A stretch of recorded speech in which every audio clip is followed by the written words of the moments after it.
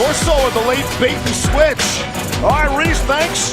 Good morning, everyone, from Starkville, Mississippi. 46 degrees under sunny skies. Got a 5 next to that Alabama. Still looks foreign. Here to take on the Bulldogs. And yeah, the only prescription is more cowbell. You're watching the SEC on ESPN, presented by Xfinity. The two burning questions in college football. Can Alabama still get to the playoff? And will Tua Tagovailoa play today? Down on the field, the latest from Molly McGrath.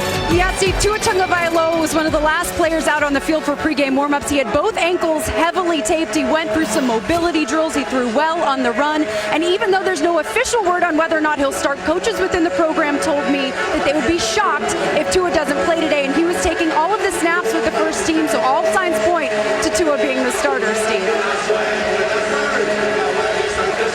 Cass Booth, here's my partner, Brian Greasy. Do you want to go up against the all-time greatest football coach in history, in Nick Saban, if he in fact starts Tagovailoa today? It looks like he's going to start, but that doesn't mean that he's going to play the whole game. I know Nick Saban will keep a close eye on Tua in this ball game. I didn't see him do anything laterally in pregame warmup. I'll tell you that. If there's a blitz up the middle, that's what Nick Saban wants to see. Can he protect himself? And they can rush the passer. The scene is set. The home team has not been here in just about a month. 28 days in between home games for Mississippi State. They last played here against LSU on the 19th.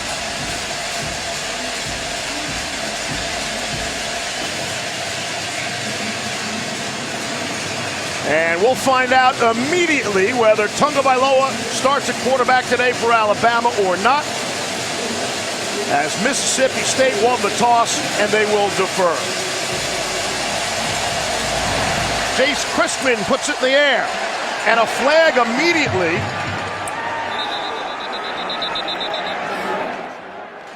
The short kick and a fair catch, and before a second comes off the clock, we have our first flag. Referee is Ken Williamson. Offside, kicking team number 18. 5-yard penalty for the fair catch spot. First down. So offside on the opening kickoff, but the headline here is Tua Tagovailoa to start at quarterback for Alabama. You see, he's not wearing the traditional cleats. He's wearing some modified cleats. They look like they have nubs on the bottom. That's typically what you wear when you're playing on AstroTurf when it's wet. But he feels more comfortable with that ankle in those shoes. Unbelievable starting field position after the flag. It's Henry Ruggs, the speedster, on the flip. And he's just shy of midfield. Fourth member of our crew, here's Todd McShay. Fourth member, huh? Tua, I was surprised because I watched him in pregame, and it's not like anything we've seen before. I've seen him warm up 6 times pregame. He comes out and has a routine. It was a very different routine today. I thought he was going to be the backup, but apparently he feels good and he's ready to go. Yeah, the game day people are asking for a refund from your earlier report, Todd. On second down and 5, there's a flag, motion. Friends like you, Steve. Prior to the snap, false start, offense number 70. 5-yard penalty, remains second down. That's Alex Leatherwood, the star left tackle. Well, I agree with Todd. Watching pregame, like I said, he didn't do anything laterally. He dropped straight back and straight forward. Obviously, we know he can throw the football, but the key today, and talking with Nick Saban last night, he said he has to be able to protect himself. And a big part of Tua's game is the naked game and the rollout on the perimeter. So he'll watch for whether he can do that. Second down and 11 after a couple of markers. Here's Najee Harris for 1.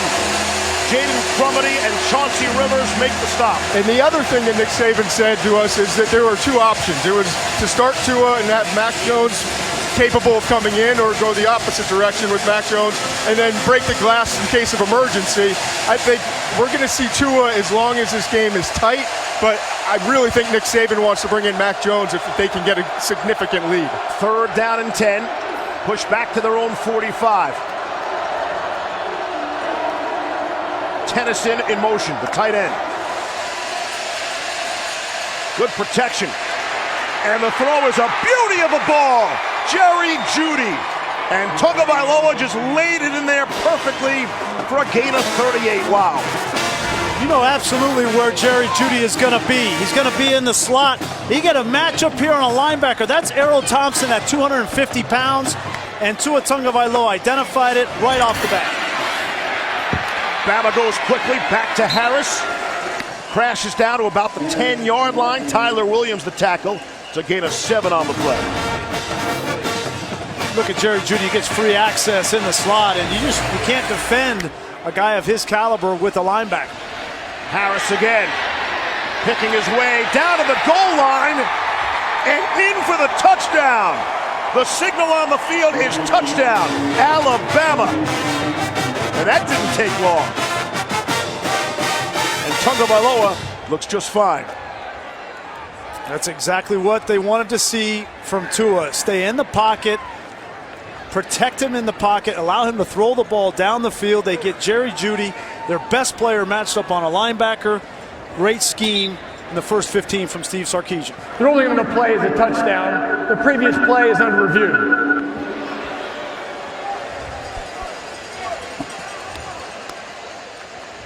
Najee Harris was fighting at the goal line.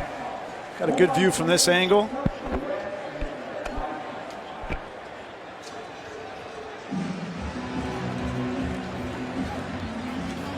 Hard to see exactly where the ball is. That's a better look on the slow-mo in reverse. No problem, you can't see the knees on that angle. Both knees are up.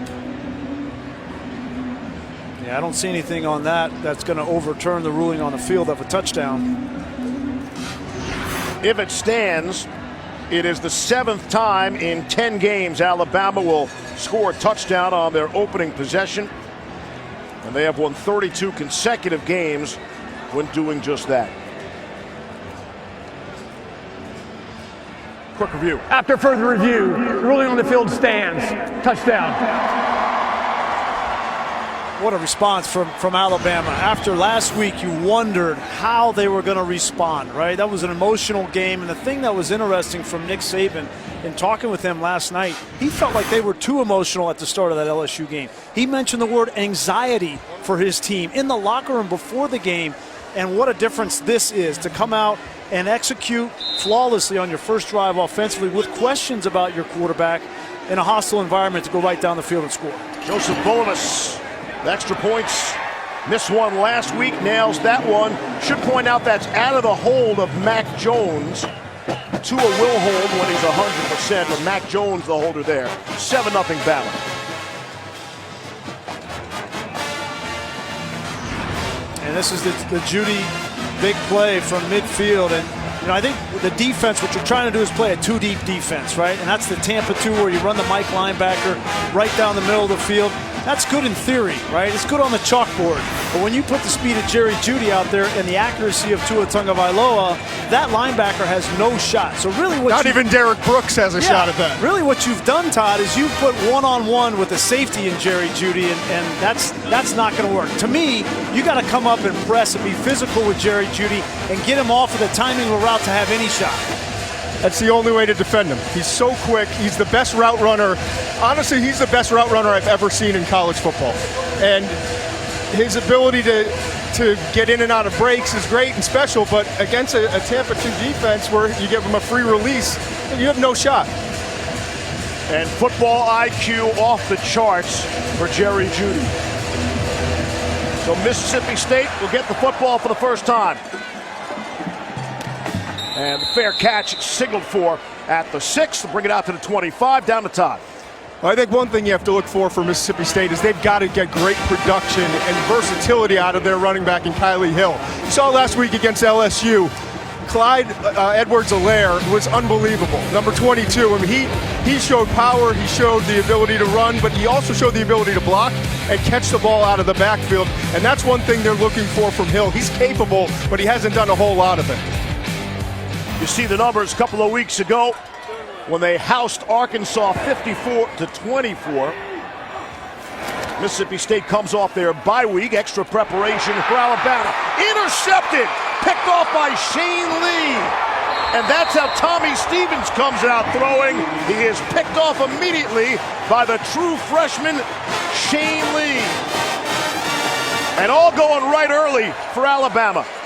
Tommy Stevens never saw Shane Lee. He's a linebacker. He's right here. He's going to come up and kind of get lost, and Tommy Stevens loses him behind that offensive line, never sees him, throws that ball right in between the 3 and the 5. And for Shane Lee, there's been a lot of conversation this year about this Alabama defense. They're not as good as they have been, and a lot of people are putting it on the young linebackers. No Dylan Moses, no Josh McMillan, and as a true freshman, Shane Lee comes up with a big play for the defense on the first snap. Mack Wilson left early, leaving Shane Lee and Christian Harris in the middle, the two youngsters.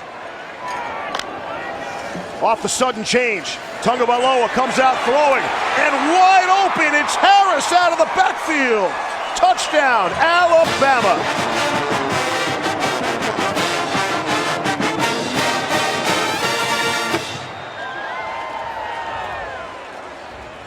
That's the same play they scored against LSU a week ago. Here is Harris, and there's the safety. He's going to get picked on the outside, goes inside.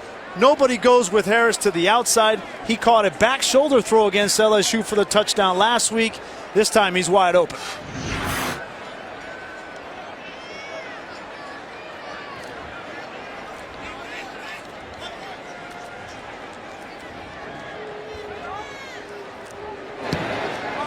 Bulovas scoots it through. Should we get Mac Jones up yet? I mean, this plays out perfectly for Alabama. This is the exact start they wanted. If, in fact, they want to get 2 out early. 14 points in 14 seconds for Alabama. I certainly would start to get them warmed up. There's no question. But for Alabama, what a difference a week makes the way they start in the first half.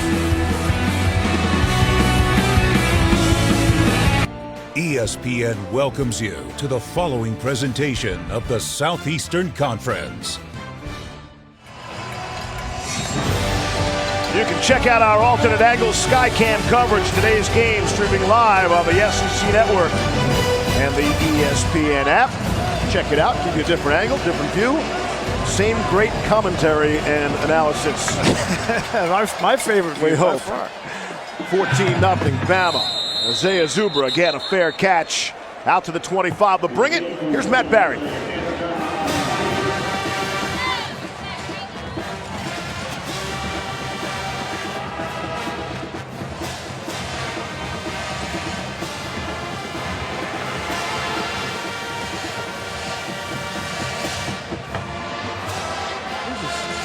Give it back to him.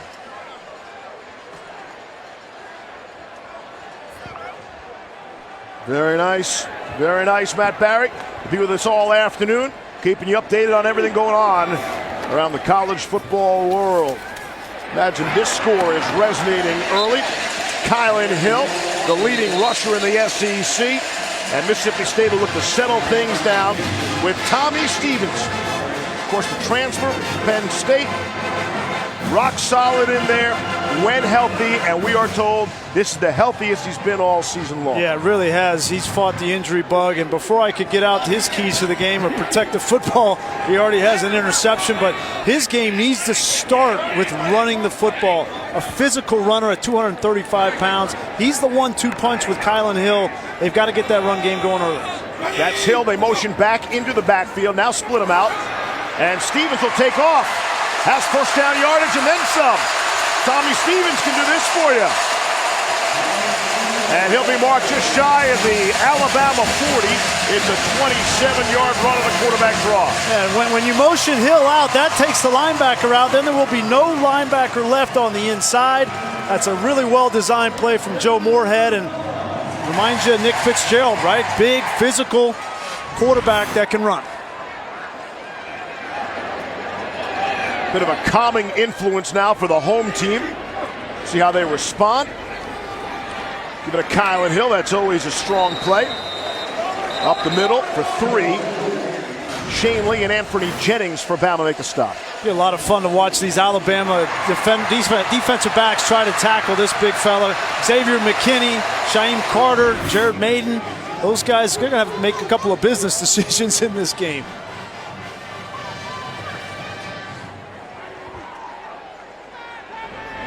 Don't hear any cowbells when Mississippi State's on offense.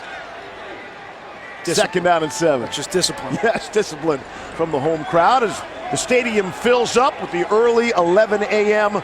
local kickoff time.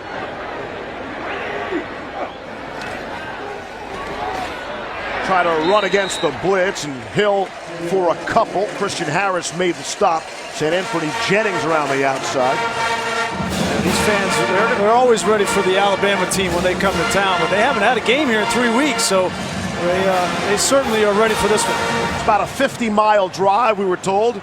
In fact, with the president attending LSU Alabama a week ago, we were told that many fans actually flew into Golden Triangle, nearby airport here, and made the drive from here to Tuscaloosa. That's how close it is. 3rd down and 6. 3rd down's here where you got to try to isolate Kylan Hill in the passing game. Bama, a little hesitation on the pressure, and it works. Raekwon Davis, and a flag comes in. And Davis is slow to get up.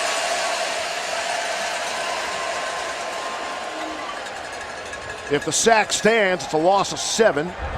Personal foul, face mask, defense number 99. 15-yard penalty from the previous spot.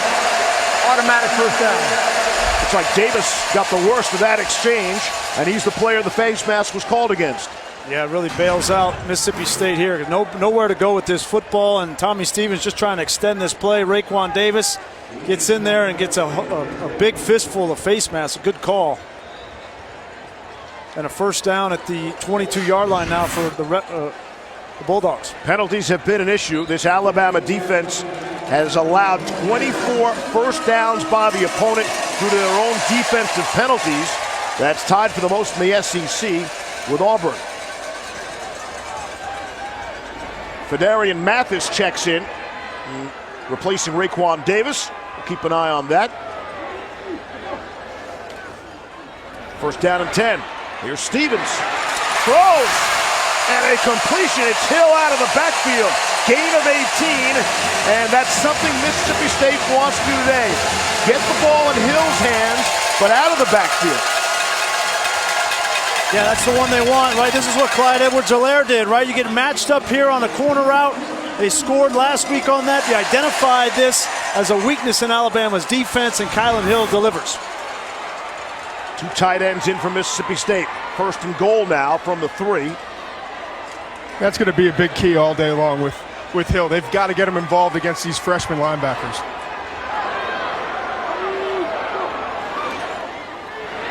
The give is to Hill, trying to pick his way down to the goal line. Give him 2 on the play.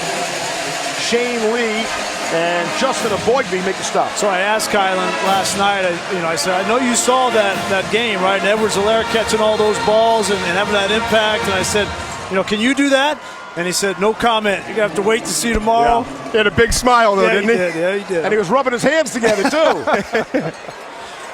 He can do it. He can catch the football, and Joe Moorhead's got plenty of offense to design for him to get matched up on those linebackers, and it's got him inside the 2 here. Hey, DJ Dale is now down and hurt. Bama's already temporarily lost Raekwon Davis.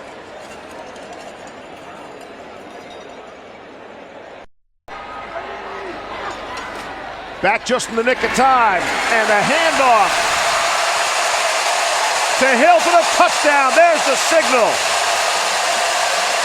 Touchdown, Mississippi State.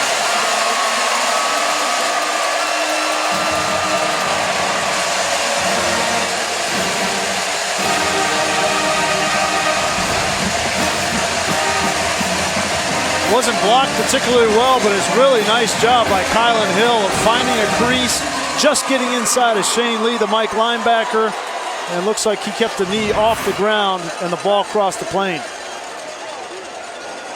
It's a good response from Mississippi State offensively, going down early 14-0 off the turnover. A couple of nice plays both in the run and pass game for Kylan Hill on that drive.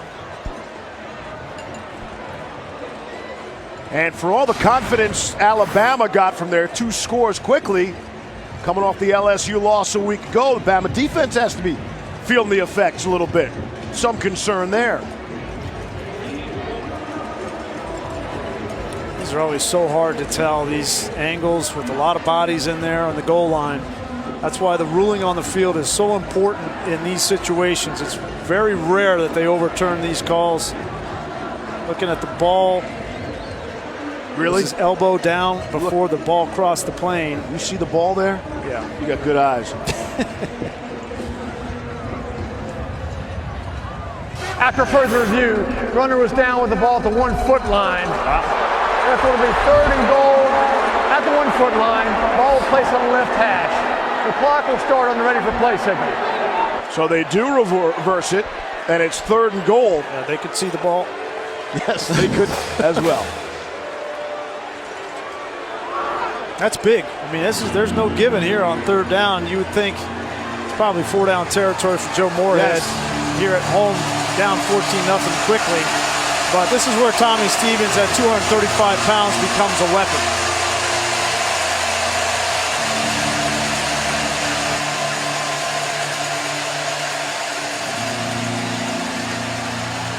It's interesting they're not coming out with Kylan Hill in the backfield. He's lined up in the slot right here. From the 1 foot line. That's Hill. Motion into the backfield. Plenty of time to snap it. With all the window dressing, it's Kylan Hill who skips into the end zone. Touchdown, Mississippi State, not going anywhere for now.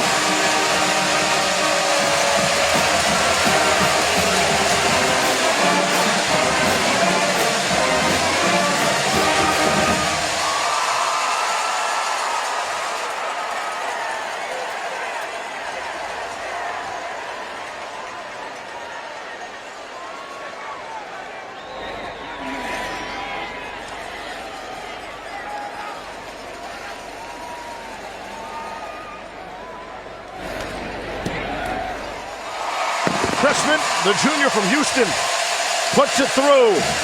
21 points the first 6+ minutes. Late arriving crowds missing a lot. Well, you mentioned a lot of window dressing, but at the end of the day, it's still power football. Darian Parker, the left guard, the left tackle, both come off, and have a huge hole for Kylan Hill. Make it a 7-point game.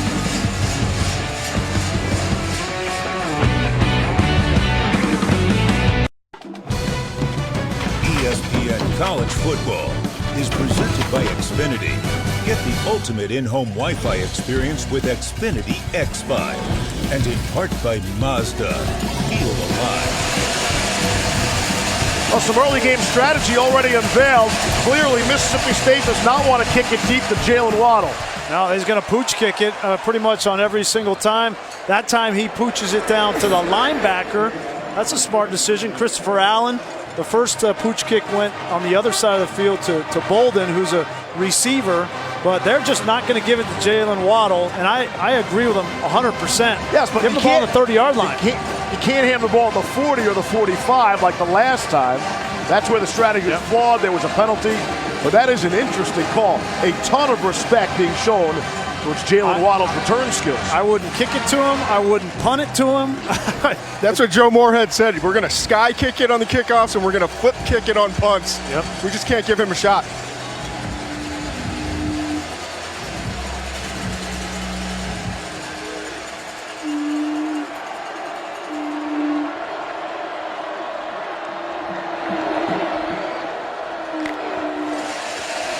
Tagovailoa to throw, blitz isn't picked up, and that's what we wanted to watch for. How would Tagovailoa react to the contact from Errol Thompson and Nathan Pickering, and they get him on a sack? We'll watch for the ankles. Yeah, and this time it's Najee Harris. He's responsible. Here he is right here, and here's Errol Thompson. He's got him one-on-one. He loses sight. That's just not knowing your assignment. And if you lose him for 1 second, your head turns one way and he's past you, and he puts Tua in a bad spot. 2nd down and 18.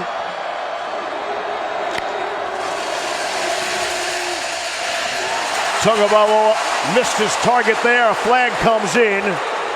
Cameron Dantzler had the coverage on Henry Ruggs, and by that reaction, a penalty against Mississippi State.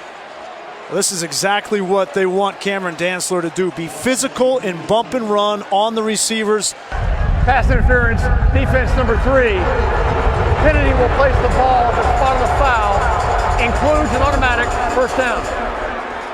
And Joe Moorhead is saying, listen, I'm teaching him to be physical. Come up, get a bump on him.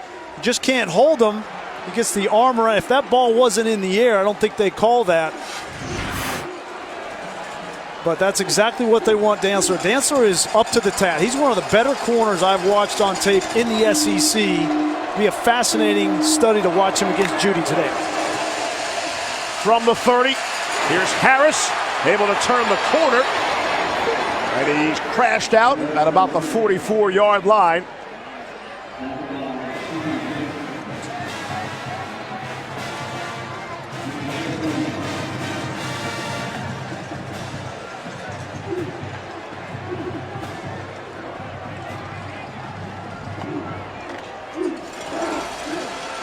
Again to Harris.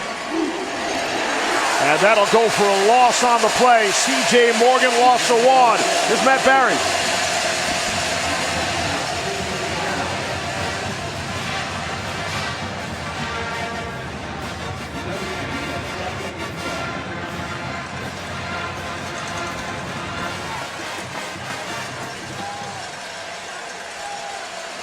That is one of the more fascinating games in this early window on this college football Saturday. Only a couple more weeks to go in the best regular season in all of sports. Second down and 10, 4 wide receivers in. And you know how talented that wide receiver room is for Alabama. With all that, give it to Harris. There'd be some confusion in the backfield there. Chauncey Rivers makes the stop, gain of 1. I think bears mentioning Mississippi State playing without some of their best players on the defensive side. Willie Gay, the linebacker, not playing. Lee Autry, the defensive lineman, and then Marcus Murphy, the safety. All of them missing their 7th game. There's Willie Gay. Had an interception return for a touchdown the first snap against Kentucky. And there's Lee Autry, and they've been up to the task early, stopping the run without him. Violation of team rules. That's what we've been told for all 4 of those players. 3rd down and 9. Some pressure. Tagovailoa hit as he throws, able to complete to Judy. Gain of 15 on the play in the first down. Or watch Tagovailoa get up every single time. And that's what makes Tua so special, in my opinion. His ability to go through reads and just the instincts that he has. I'm standing in the end zone watching his eyes and goes through the progressions, and then to lead the receiver, Judy, and put that ball in a perfect spot. Kobe Jones got the hit on Tagovailoa. On 1st down and 10 on the Mississippi State side of the field, it's Judy on the slant, and he's off to the races. And there's some power. A flag comes in late as he hits the pylon. If it stands, it's a 40-yard score. I think they're going to get Jerry Jeudy with a face mask there at the end. You can stiff arm in the face mask, but you just can't keep your hand up there on the face mask, and he had it on there for at least 3 or 4 strides. Personal foul, face mask, offense number 4. 15-yard penalty for the spot of foul. It'll be first down. And this is the RPO that they've become so good at through these last couple of years with Jerry Jeudy and Tua Tagovailoa. And the linebacker can't be right. Right, here's the 2 linebackers, Thompson and Lewis. And when you put the ball in the belly, right, they got to come up, right? Look at the conflict is here. So the ball's in the belly. Now Tua pulls it out right behind the ear. And Jeudy has been so good at catch and run, the yards after catch. The only thing that stops him is a penalty. So the Jeudy face mask wipes out his own touchdown. The action occurred, the face mask at the 4. 15 yards, push him back, so they start at the 19. 1st down and 10. It's Harris on the ground. Ran into his own guy. And then winds up with a loss of 2. Marquise Spencer, first man in for Mississippi State, and a flag comes in. Flag down at the 19-yard line.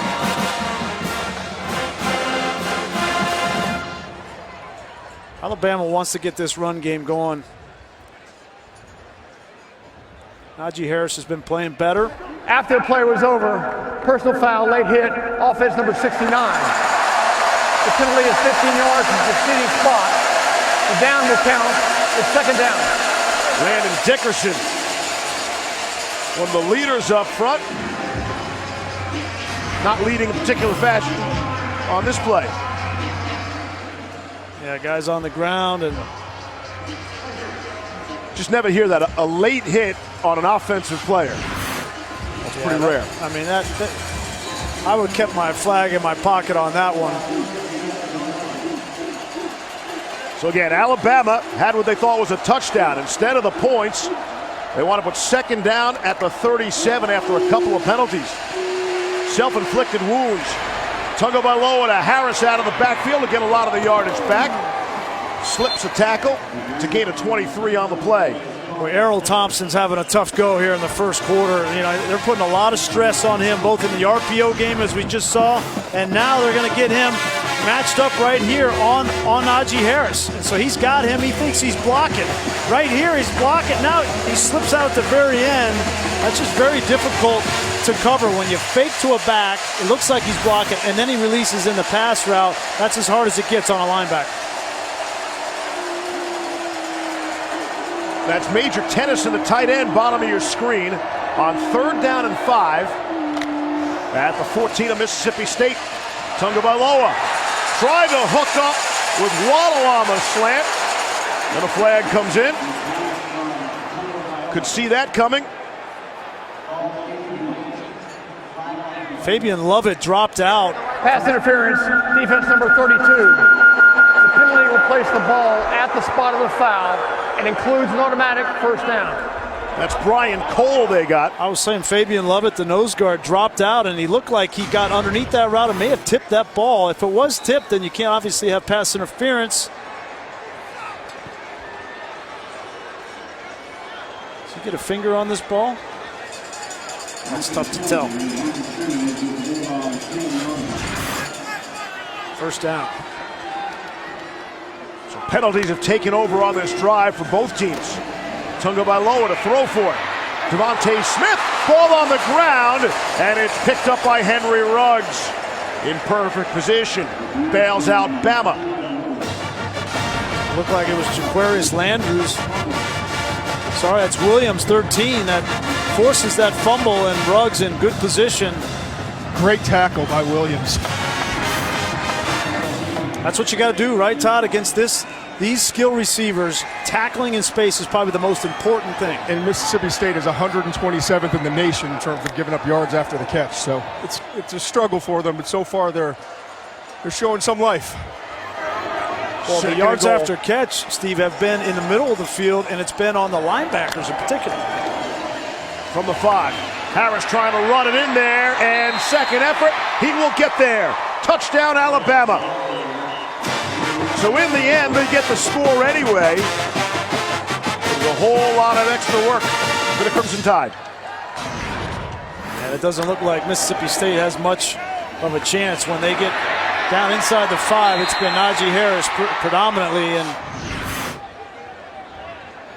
you know, they get him going and this run game going. It just has more sting on the RPO game, and they haven't run it as well as they have traditionally this season, but they look like they're getting better and better. And again, out of the hold of Mac Jones, Joseph Bulovas boots it through. Najee Harris has all 3 Alabama touchdowns. 2 rushing, 1 receiving.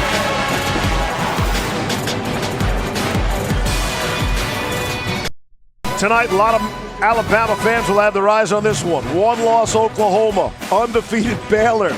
7:30 ABC, streaming on the ESPN app. And after you're done watching Nick Saban coach his team today, you can hear how he coaches his team all week.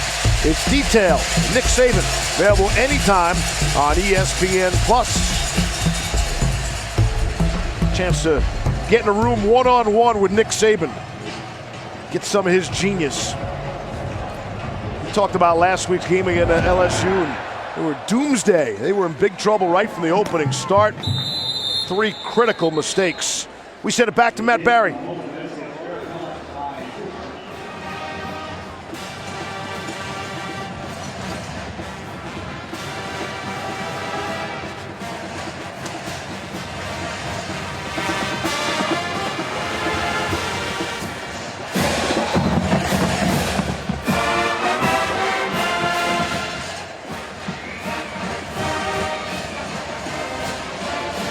Good stuff, Matt. Little brother. Did you call him little brother when you were there? No. Come on, you did. That was Mike Hart. Oh, okay. He brought that on himself. Right. That was it. That was after Things you? didn't go well after that. No, not a smart one. Whoops. Proverbial throw the records out. Right. And they should, both teams, I guess. Here's Thomas on the receiving end. Another flag comes in. It's been a bit of a flag fest early here. Yeah, it has. They're going to get Osiris Mitchell holding, trying to block on the edge there on the perimeter. Holding on the offense, number 5. 10-yard penalty from the spot of the foul. Repeat, first down. 8th penalty, still with 3 minutes to play in the first quarter.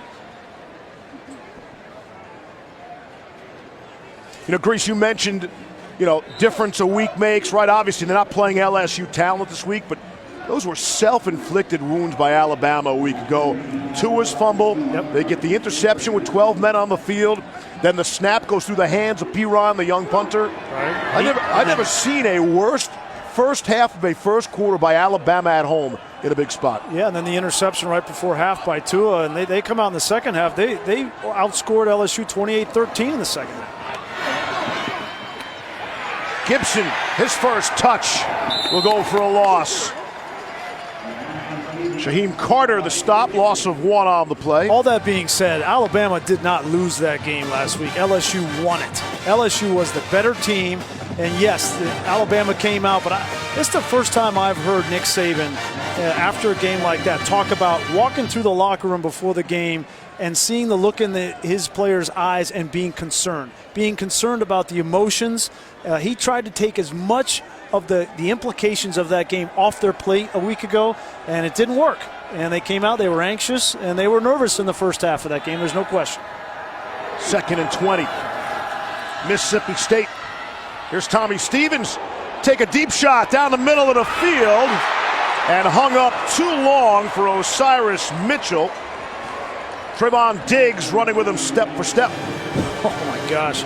Trevon Diggs almost makes an unbelievable interception. He tries to go up one hand and almost sticks that ball. If he doesn't hit the ground, I think he makes that interception. Tommy Stevens takes a big shot from Christian Harris. Of course, Trayvon's older brother is Stefan, of Minnesota Vikings fame. I'm sure he'd be saying, I would have made that catch. Difference in a wide receiver and a cornerback. 3rd down and 20. From the 15. Conservative, running it. Nick Gibson trying to hurdle some people. Gets some of the yardage back. Went over Patrick Surtain. It's a gain of 9 on the play. 4th and plenty. Seeing that more and more. You talk about this Alabama defense, right? Giving up 46 points last week. They've got their pride on the line. Everybody's talking about this defense not being as good as Alabama has been traditionally. Yes, they've had the graduation, 5 guys drafted off the defense a year ago, and then the injuries. But they still have a lot of pride. And Trevon Diggs giving up that touchdown a week ago in the LSU game. He wanted to make that interception. See if Jalen Waddle gets a shot. Standing at the near side 40. Trying to cover his eyes from the sun. Takes a big-time Mississippi State bounce for Tucker Day, and it ends up being a 45-yard punt. So we hit the final minute, quarter number 1.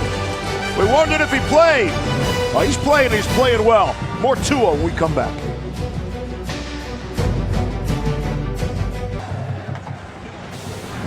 Back in Stark Vegas, take a look at this blimp-worthy play brought to you by Goodyear. And a lot of it's been Tua Tagovailoa. We've seen him in the pocket. And I think probably before the game, Nick Saban went over to Steve Sarkisian and said, listen, 13's going to play and throw all of the naked game out. Don't roll him out. If we can protect him in the pocket, then he can play. But other than that, we need to keep him inside the pocket. Down the sideline, it's Jahleel Billingsley. And I believe that's Billingsley's first catch of the season, the true freshman from Chicago. And the first Illinois recruit at Alabama since 1997. Well, and they're without their starting tight end, Miller Forrestall. He got hurt in the Arkansas game, so they're trying to find a tight end. And Billingsley's a talented guy, 6'4", 230 pounds. He's just a true freshman, as you mentioned.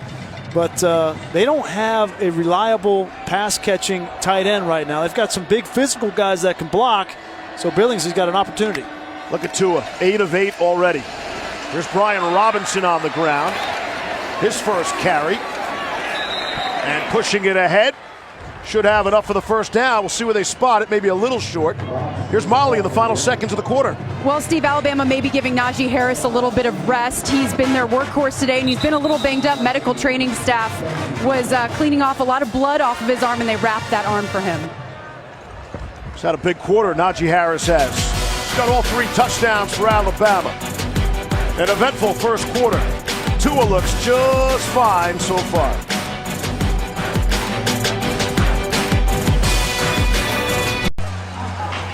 Let's check out today's Aflac trivia question.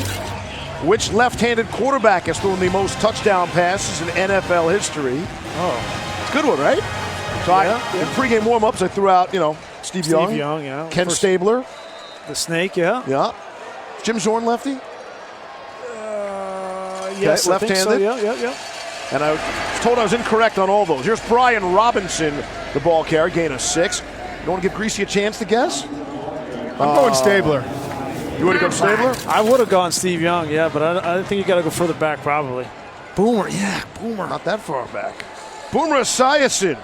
That was close, though. Steve Young was second. What's with Levy and his obsession with left-handed quarterbacks? Ken Stabler, Mark Brunell, and Michael Vick to fill out the top 5. They say left-handed people are more intelligent than right-handed. Have you heard that? No, it was more creative. Oh. But, go with whatever you want. Intelligent, creative. Here's the left-hander, Tua Tagovailoa. Down the sideline, touchdown. Well, that was creative. Jalen Waddle, 35-yard score, and Bama made that look really easy. I don't even think that he knew the route that he was running, because Waddle was running an out route, and Tua just throws it up. He sees one-on-one and steps up and just gives him an opportunity. Waddle was running to the outside, was looking over his left shoulder, picks the ball up in the air. Watch here, he's running a corner route. He's looking over his left shoulder, and then, there's the ball. I'm going to go up. I don't think that was a design out and up. Maybe it was. Looked like 3 adjustments by Waddle on that ball. And the extra point is good, and the extra point, that's never a guaranteed thing with Alabama. Tua 9 of 9, you see the 2 scores. And I think it's important that Tagovailoa has had some contact. They've sacked him a couple times, a couple of shots on him after releasing the football. Do you think Nick Saban has a number in mind? We get to X amount of an X point lead, we get 2 out and get Mac Jones. I think he's probably saying right now, based on the fact that they're up 21 points, that he's going to play the first half, and then they go in at halftime and they'll come out with Mac Jones if it stays like it is right now. Have you seen everything you wanted to see from Tua Tagovailoa? I don't need to see anything from Tua Tagovailoa. I didn't need to see him play in this game. Right, not at all. If it were me, I would have come out with Mac Jones. But, I think you need Tua Tagovailoa to be healthy, I think, to beat Auburn in a couple of weeks. No question. But if he's healthy, I think a lot of people feel as if they need some style points today. They need to blow people out the rest of the way. I don't necessarily agree with that. If you would have played Mac Jones in this game and won, maybe the committee looks at it and says, well, they played LSU with an injured quarterback, and he couldn't even play the next 2 weeks. And he was so hurt against LSU. I mean, that's the reality of what the committee might be saying. How's your eye test? Fair catch for Isaiah Zuber. See what else is going on around college football. Back to Matt.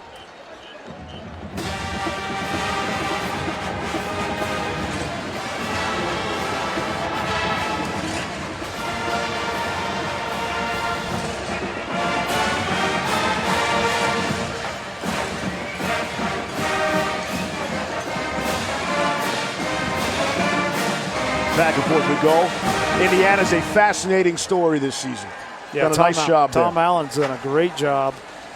That would be a huge win for them. They're 7-2, aren't they? Yeah, yes, and a lot of good candidates for Coach of the Year. It's an interesting year. Matt Rule, we'll see him tonight. DJ Fleck, of course. Here's Kylan Hill, the ball carrier. As the Bulldogs try to stay in this game, gain of 2 on the play. We check out today's matchups with our Wendy's Weekend Watch. And it's a great time of year in college football. All these critical games, and majority of these will have the attention of Alabama nation, Alabama's faithful right here. Just about every single matchup impacts them in a way. Yeah, that Auburn-Georgia game, certainly. We had Georgia last week, and Jake Fromm willed them without Lawrence Cager. It'll be interesting to see if Cager's able to go today and be productive, because that wide receiving core for Georgia is really green after him. 2nd down and 7. Out to Hill. Good second effort. Pick up a few anyway. Be about a 3rd and 5 upcoming. Well, Kylan Hill needs to touch the ball 25 to 30 times in this ball game, and it's going to be a physical game. There's no question for him, but he's their most talented player, and he leads the SEC in attempts and yards, so he's taken his fair share of hits this season. Now you see Gibson in the game to take a little bit of the load off. 3rd down and 5 from their own 30.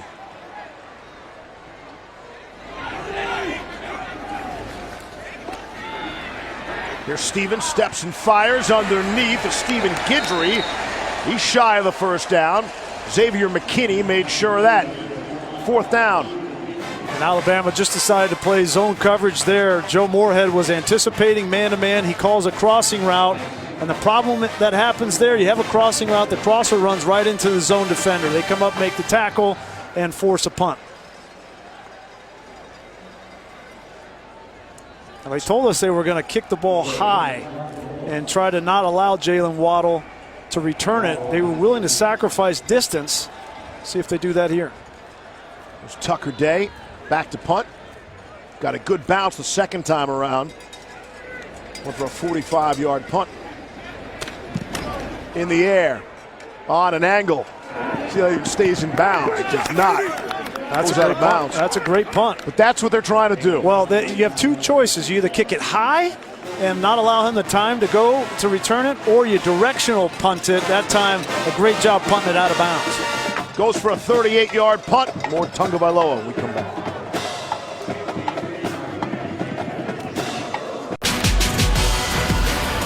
Just missing the gambling here in Stark Vegas. You're watching the SEC on ESPN, presented by Xfinity. We saw another sign around town. It said only one team here has a winning streak. That's, of course, Mississippi State comes off a victory. I think you need to win 2 in a row to have a winning streak. But the point was Alabama was coming in off their first loss. That's the guys at Strange Brew, yeah. Yeah, trying to rub it in just a little bit. Home team. Deep shot for Jerry Jeudy over his head. Anywhere Tua Tagovailoa wants to go is a good place, Todd. Yeah, I was bored last night, so I went back and looked. I've got 3 wide receivers for Alabama with 1st-round grades, and Jerry Jeudy, Devontae Smith, and Henry Ruggs. There have never been, going back to 1967, which is considered the NFL draft, the modern era of the draft, there's never been 3 taken in the 1st round from the same school. 2007 was the last time 2 receivers from the same school were taken, but again, it's not 3. And that was Anthony Gonzalez and Ted Ginn Jr. from Ohio State, and Bowie and Craig Davis from LSU. There's Najee Harris on the ground for the 1st down. Gain of 12 on the play. The flag comes in. Todd, you think all 3 of them definitely come out? They're all juniors. I think there's a really good chance.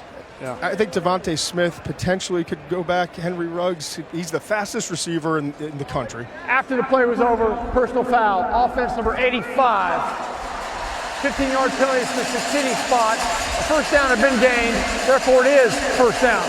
Now that's 2 times that Alabama offensively. 1st time was on Landon Dickerson, the center, and now this Kendall Randolph, the tight end, who's also an offensive tackle, just cleaning up the pile. And that drives him crazy, right? That's just unforced errors. Or that's Nick reacting to McShay saying all his underclassmen are coming out. Yeah, we've had a couple of nice conversations about that. But the talent is there. Judy's the best route runner. Devontae Smith has had a huge year, and Ruggs has got the elite speed. In all, that's the 4th personal foul so far against Alabama.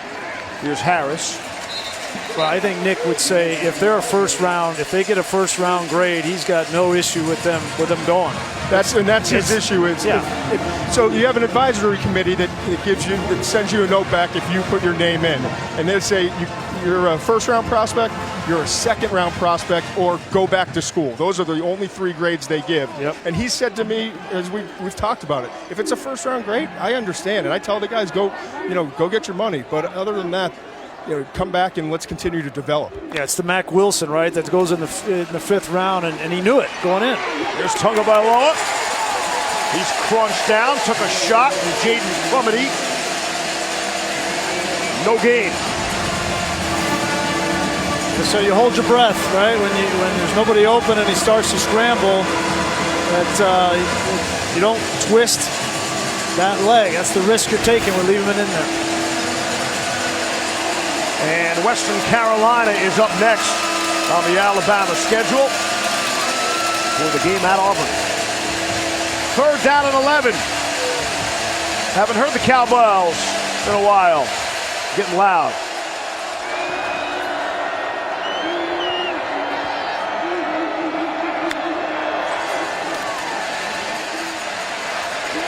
All sorts of time for Tagovailoa. And it's Devontae Smith. Has just enough for the first down. Gain of 13 on the play.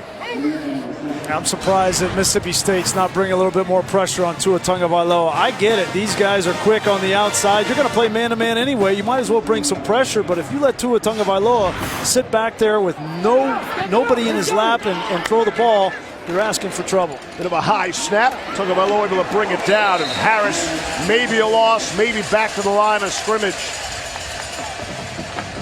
Crumedy was in there for Mississippi State, along with Brian Cole. Yeah, really nice play by Jaden Crumedy, the redshirt freshman. His line mate on the interior, Fabian Levet, is also a redshirt freshman, playing a lot of young players. This Mississippi State defense, they were the #1 defense in the country a year ago, but no more Montez Sweat, Jeffrey Simmons, Jonathan Abram on the back end. They've got a lot of young players playing. 2nd down and 10, 9 to go in the half. Tagovailoa down the sideline. It's Devontae Smith for the catch. Gain of 34 on the play. Talking about young players, true freshman Martin Emerson, #1, the corner. He gets isolated, and Devontae Smith, with that speed, just gets beyond him. That's tough duty as a true freshman, right? This is a Mississippi State defense that's playing without Maurice Smitherman, who got hurt, one of their most improved players in the spring, and they've had to play 2 true freshmen on the back end, Emerson and Jarian Jones.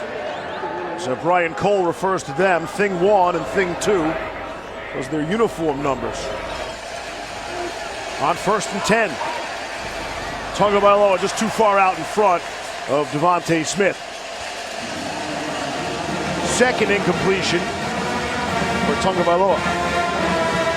Bob Shoop, defensive coordinator for Mississippi State, he likes to bring pressure. And in this area of the field, I would anticipate him starting to dial it up a little bit. There's Coach Shoop. He said last year things were effortless on defense. They could call anything they wanted on defense. Check into, check out of it, no problem because of the skill they had. And some of the players who played so well for them last year that came back aren't as good because the stars are gone.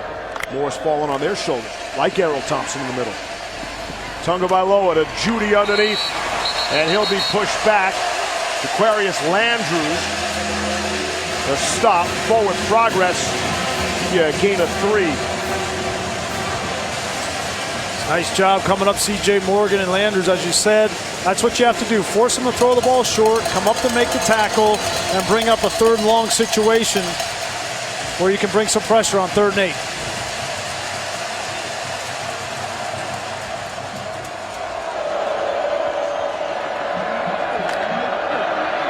You got the linebackers coming. There's a fake snap count, and you see the linebacker comes up.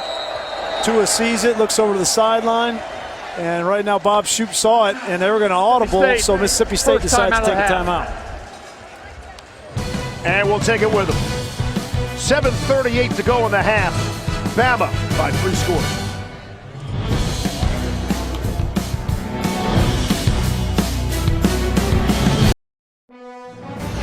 ESPN College Football. Brought to you by Experian Boost. Raise your credit scores instantly at Experian.com/boost. 39 years ago, Mississippi State beat top-ranked Alabama 6-3. Snapped Bama's 28-game win streak, ended a 22-game losing streak to the Crimson Tide. And wouldn't you know it, Bear Bryant went into the Mississippi State locker room to congratulate them after the game. Good sportsmanship. 3rd down and 8 for Alabama. Tagovailoa has all sorts of time to survey the field and complete to Jerry Jeudy. And we are over 300 yards of offense halfway through the second quarter. Amazing. You can say all you want about Jerry Jeudy and his speed, but watch him right here. He's right here, and he sees this defender. What does he do? He sits down in the pocket right there in zone coverage, friendly to the quarterback. We talk about how fast he is in his routes, but his knowledge of the game is second to none. Good fake. Harris winds up with the ball, and they'll spot him about the 8-yard line. It's a gain of 4 on the play. Judy's not as big as some of these receivers. He's not as fast as Ruggs, certainly. He's not as twitchy as Waddle. But you're right, he is, I think, I said it earlier, he's the best route runner in college football. And he has such a great sense, whether it's man-to-man, how to shake a guy, or zone, where to sit in that soft spot, and Tua knows he can rely on it. That's the stuff that'll make him the #1 draft pick, Todd. To me, to be friendly to a quarterback like that is immeasurable. Here is Jeudy. Turning the corner. And he'll be bumped out. Short of the first down. It's a gain of 2. And it will bring up 3rd down. Used to watch Mark Ingram block, right, and Josh Jacobs block, and now you got Najee Harris out there. It's smart, you know, put your hands in up. the air, yeah. Right. 3rd down and 2. Just outside the 5. It's Harris, able to stand up in the end zone, touchdown. Najee Harris' 4th touchdown of the game.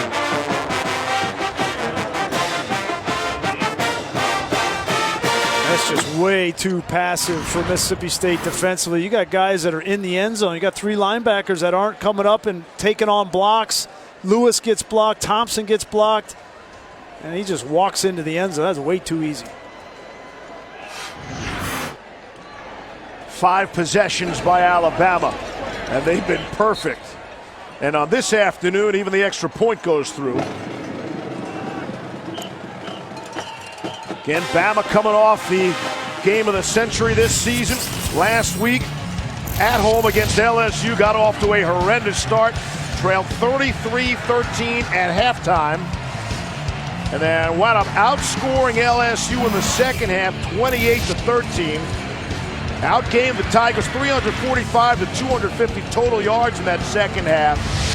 And all in all, it ends up as a 5-point loss, 46-41. And in talking about the doomsday and the disappointment, Nick Saban was very quick to point out, hey, LSU's really good. They got great players. They played a great game. So he wanted to certainly give them full marks. And here they are. There you go, Mac Jones warming up, right? I thought it was going to be after the first drive. 35-7. Yeah, I don't think he's going to wait for halftime. If they get a 2-minute situation here at the end of the half, it'll be Mac Jones, and I can't disagree with him. Do you want to look ahead to next week in Western Carolina? What do you do there? Who do you start a quarterback there? Too soon? Oh, well, I don't think there's any reason, why you need to play Tua Tagovailoa in that game. So you would.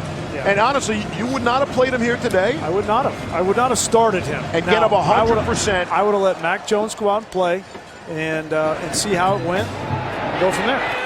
You can always bring Tua off the bench if you need to. Here's Molly. Well, Steve, after Najee Harris's 4th touchdown of the day, Tua Tagovailoa walked off to the sideline and shook everyone's hands on the sideline. So there was a sense of finality to it, like, okay, I did my job here. And then he walked off. Now medical training staff was just tending to him.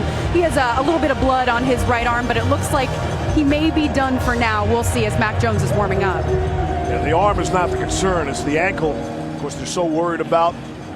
We were told he aggravated a little soreness during the week. Had a good week of practice. Now you see the numbers. Aggravated a little bit. Watching that game last week, that takes a lot out of you, and that's an injury that can easily flare up on you. On the ground, Isaiah Zuber, the wide receiver. Patrick Surtain forced him out, gain of 2 on the play. And after the game last week, Tagovailoa on Instagram said the game needed loving. I gave it my heart. Really, everybody on both sides talked about the warrior-like qualities of Tagovailoa playing the way he did. Some people called it an off week for him. He threw for over 400 yards, had 4 touchdowns and 1 interception a week ago. Yeah, in those kinds of games, it's not about the numbers, though, right? It's about the impact plays. And so the fumble, obviously, the interception in the first half, it was too much for them to overcome. Now, they can overcome against other teams, right, but against LSU, that game was lost in the first half. Pressure. Tommy Stevens off his back foot, just throws it up and nearly intercepted. McKinney tried to run underneath. Here's Matt Barry.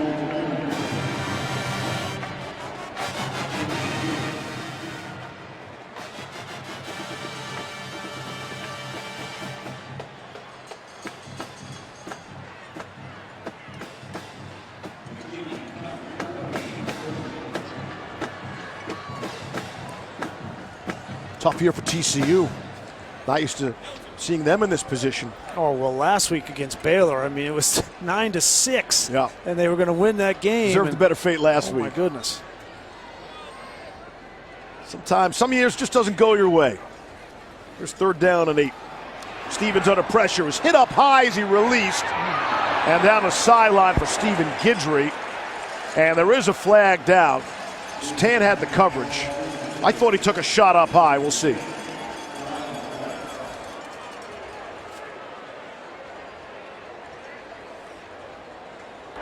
Personal foul, roughing the passer, defense, 15-yard penalty, previous spot, automatic first down.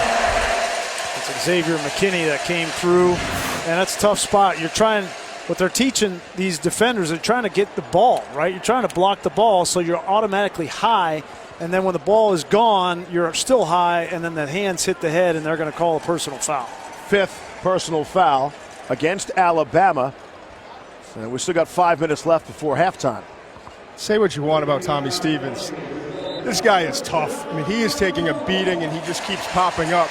His decision-making has been erratic. He's just not getting a lot of help, too, from his wide receivers. Alabama has more penalty yards so far in this game than Mississippi State has yards on offense. Back on the ground, Kylan Hill. Out to the 35. Hill said this was a spotlight game. He goes, the whole country is watching when you're involved in a game against Alabama. You want to play your best. He understands all the scouts that would be in attendance. You want to play your best against the best. And Mississippi State not measuring up so far here today, 35-7, although Hill's doing everything he can do.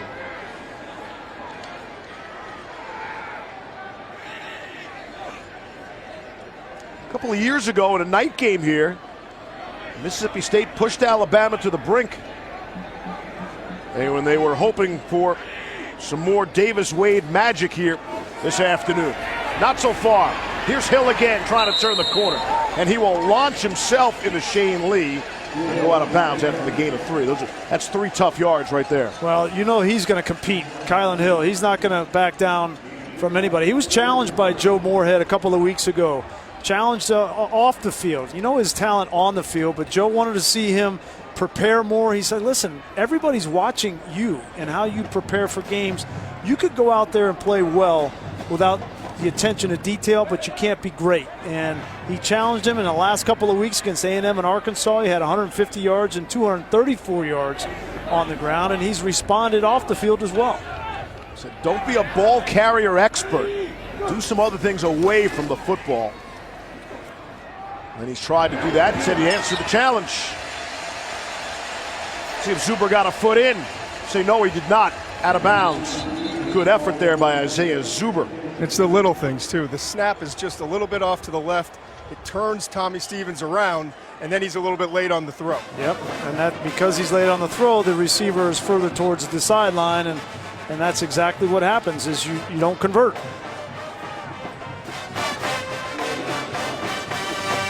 This is a Mississippi State team that's been looking for a passing game for a long time. Since Dak Prescott, they haven't had a receiver with more than 27 catches in a season in the last 3 years. So this is nothing new.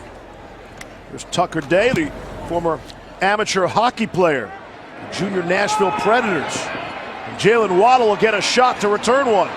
Staying on his feet, running around. It's a 39-yard punt in the end. We'll give him 8 on the return. It appears his 2 is done for the day. So we'll say hi to Mac Jones at quarterback for Alabama when we come back.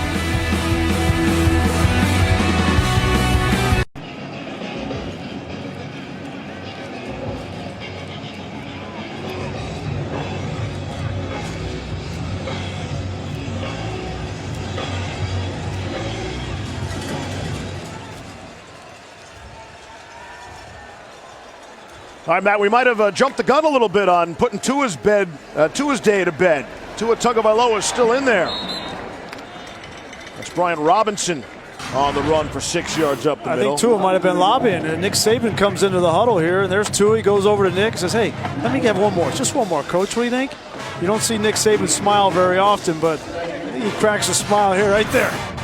You know, we had Molly's report earlier. He went down the sideline, all his offensive teammates shaking everybody's hands as if he was done for the day. And not the case, and that goes incomplete.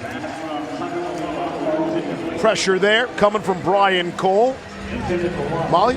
Well, Steve, I think Mac Jones thought that he was going, and he was warming up. He was jumping around really jittery like he was going to be the starter, and then he went into the huddle. Tua started talking to the team, and Jones started to go to the periphery of the huddle and then came back to the sideline. But he's still on edge, ready to go in. I'm on edge too right now. Are you really? It seems like it. At 35-7. That's about the drama, right? When will Tua check out for the afternoon? Bama's had 5 possessions, 5 touchdowns. And looking for more in the final 3 minutes of this first half. Comes out throwing. On the run. Pressure from behind. And that's where Nick Saban is thinking, where's Mac Jones? He's down. And Tua's down. His helmet came off. This is exactly what you did not want to see happen. And sometimes as a coach, you just got to listen to your gut. And I think Nick wanted to take him out. And Tua talked him back into it. And hopefully this isn't serious. We've seen this from a couple of times this season where he's gotten hurt because he's extending a play and then he gets tackled from behind. And the problem with that is you don't see it coming, and then they roll up on your lower legs, and that's how he got hurt initially this season in the Tennessee game. Standing a few yards away from it. Looks like it might be his nose or his head. Something. Todd, we're showing it again here, the replay. Those 2 players sort of collapse upon him. Yeah, and his head, his face mask hits the ground almost first. It's not his lower body. Well, that's good news. And if it's just something. Yeah, they're putting on gloves. He's bleeding. Marquise Spencer and Leo Lewis. Just about the full weight of both of them on Tagovailoa there. And the helmet comes off. You see instantly in pain. And the stadium, even on the road, has gone silent. Well, he's up, and hopefully that's just a bloody nose. It looks like a bloody nose situation, exactly. You know. But he's in a lot of pain. He was grabbing onto the trainer.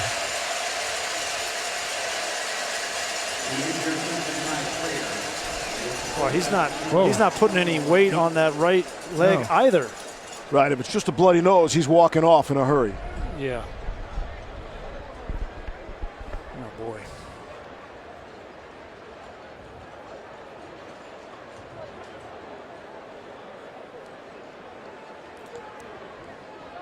Well, this is the sight Nick Saban obviously did not want to see. And up 35-7, the natural reaction is, why is he still out there? And you love Tagovailoa for wanting to play, for pleading his case. Nick's walking over now. If, in fact, that was the conversation, one more series, let me go till halftime. And Saban's running onto the field now. There's Nick. And the cart is being rolled onto the field as well as we speak. Well, yeah, I think the point here is if it were just his nose, then he'd be walking off the field straight to the locker room. The fact that they're bringing this cart out, he's putting no pressure on his right leg. Oh my goodness.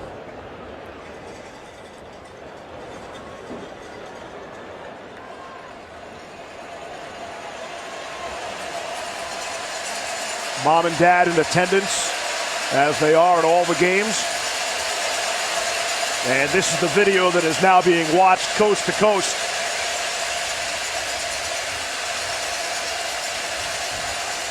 And the decision to start him in the game and keep him in the game at 35-7 with some 4 minutes left in the first half.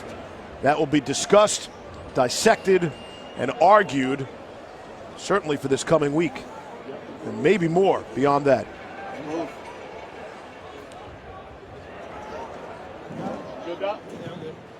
Go back and take a look to see if we can see his ankle get rolled up. We obviously saw the helmet come off. You saw Talia, number 5. That is Tua's younger brother. He's the third-string quarterback for Alabama. And a nice ovation here from the Mississippi State crowd for Tua Tagovailoa.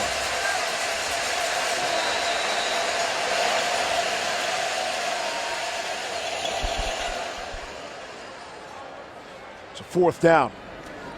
And Alabama's punting for the first time.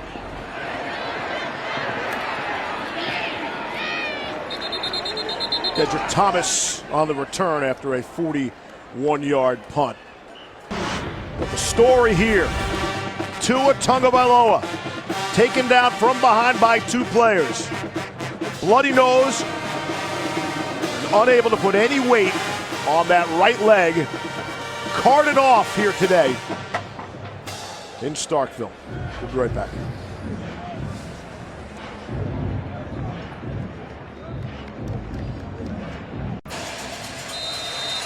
Tua Tagovailoa in the Alabama locker room. And the Crimson Tide defense on the field. First down and 10 for Mississippi State at their own 26. And it's Kylan Hill on the ground trying to turn the corner. A flag comes in. It's a gain of 9. We'll check the marker. Molly is standing by. She's got the very latest on Tagovailoa. Holding on the offense, number 78. The penalty is 10 yards in the spot of the foul. Repeat, first down. Molly. Yeah, Steve, you saw Tua Tagovailoa was carted back to the locker room. He was screaming in pain. His medical training staff had to pick him up and carry him off the cart. He is going for x-rays right now, and the first report is that it is his right hip, not his right ankle, that's injured. Thank you, Molly. Yeah, you can see his right knee went down with both of those defenders on top of him, and he grabs his hip right when he rolls over there, before he rolls over, and then all the attention went to his nose. But really the real problem here is the hip. And that knee that goes down and it reacts into his hip, and he was in a lot of pain. Quick screen out to Kylan Hill. That's what I got from the Molly report, screaming in pain. Well, you just hope. We've seen this a couple of times in football, right? The Bo Jackson situation. And see how that right knee goes down and those guys are on top of him, and when that knee goes down, his body's going forward. That joint gets stressed.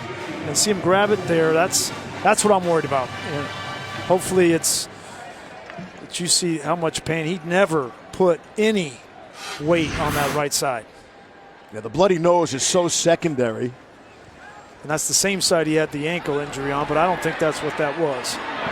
Tommy Stevens thrown as he was hit. Able to complete a short pass to Nick Gibson out of the backfield. Gain of 5 on the play. And, of course, Molly will do her best the rest of the afternoon to get you the very latest on Tua Tagovailoa. See if we hear from Nick Saban before halftime. And, of course, he won't know anything about the status, but, he will be questioned about, A, starting Tua, and B, keeping them in a lopsided first half. Well, when he ran all the way across the field, he wanted to know, is this just a bloody nose or is there something wrong with the ankle? And when they told him hip, I'm sure he wasn't anticipating that, and that was not good news. There's 3rd and 13. Pressure on Stevens, steps up out of it, and will run for 2 yards. Raekwon Davis brought him down, and Davis is getting up slowly. Well, not getting up at all for now. That's Raekwon Davis. He was injured earlier in the half, and he's down on the turf for the second time.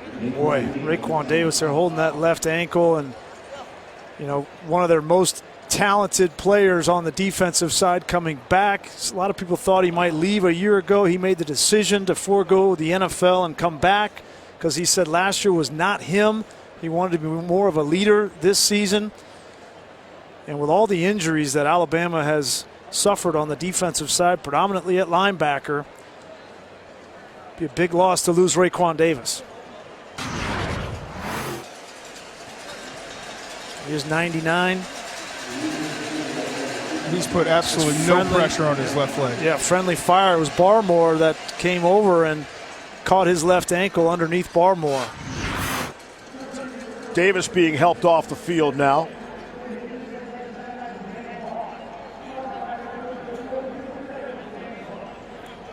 They're already starting 4 true freshmen in the front 7 between DJ Dale, Justin Eboigbe, and then the 2 linebackers, Harris and Lee. And Dale was injured earlier today as well. Yep. We saw Alabama in the opener in Atlanta against Duke. They started 7 freshmen.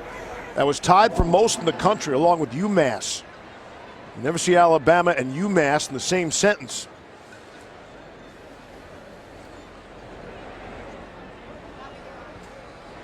Starting to wear out Tucker Day, I beg your pardon, the punter from Mississippi State.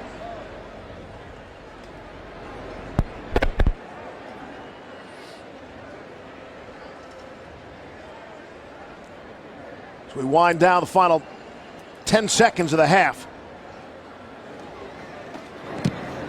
Got a little pressure. Cajo nearly got there for Alabama. And on the return, there's a seam for Jalen Waddle. And he's up to midfield.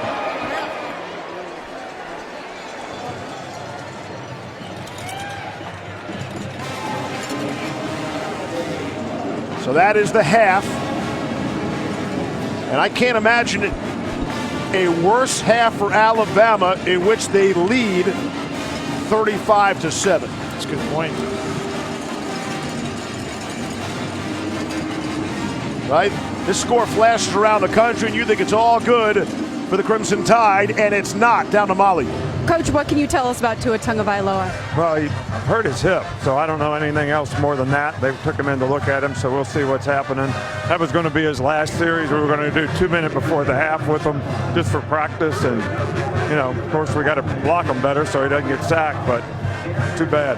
It looked like Mac Jones was warming up to Tua lobby to stay in. No, we were just, we were going to put Mac in, and then we said, we'll let Tua do 2 minutes before the half just for practice. And, you know, I don't worry about players getting hurt, but certainly don't want to see anybody get hurt, especially him. All right, thank you, Coach. All right, thank you. All right, Molly. So that's not the story. 35-7. Alabama leading Mississippi State at the half. The health of Tua Tagovailoa is. Plenty from Matt, Joey, and Jesse to chew on from this one. We'll do the same in the second half. Back at a still stunned Starkville, Mississippi. 35-7. Alabama leads Mississippi State, but that is not the story of the first half. The story revolves around Tua Tagovailoa. About 3 minutes left in that second quarter. He was taken down from behind, wound up with a bloody nose, and what we were told was a hip injury. Molly had a chance to catch up with Nick Saban just before halftime. Hurt his hip, so I don't know anything else more than that. They took him in to look at him, so we'll see what's happening. That was going to be his last series. We were going to do 2 minutes before the half with him just for practice, and, you know, of course we got to block him better so he doesn't get sacked, but too bad.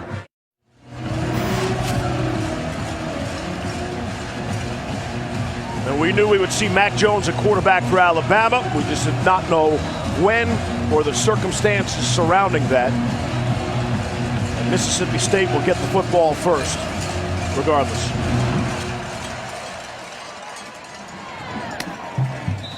And a fair catch. We'll bring it out to the 25 as we welcome you back into the broadcast booth. Steve Levy along with Brian Greasy, and it's our understanding that Tua is still in the building.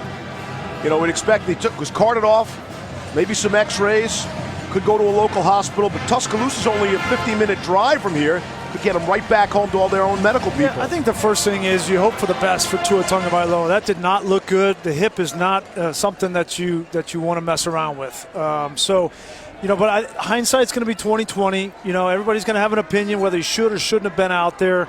To me, the thing that was a little bit different was Mac Jones was warming up on the sideline, okay? And so did Mac Jones know he was going to go in? Did somebody tell him, hey, warm up, get ready to go in?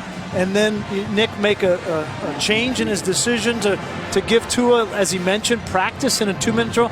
I don't think Tua Tagovailoa needs any more practice, right? Like, you're up 35-7. If it were me, you know, he wouldn't have been out there. But well, you said you wouldn't even have started him in the game to begin with. It was a game-time decision, and you're up 35-7. Right. I'm not sure why he's out there. Couldn't have been more perfect on Alabama's offense. They had 5 possessions. Their first 5 all went for touchdowns. Here's Tommy Stevens breaking one down the middle of the field and still running to the 30. And sort of taken down, tripped up inside the 25 of Alabama. It's a second big run for Stevens. That one goes for 46. Well, you know what Joe Moorhead was saying in the locker room at halftime? Let's come out and let's win the second half, right? We're going to compete. We're trying to build a culture here in Starkville.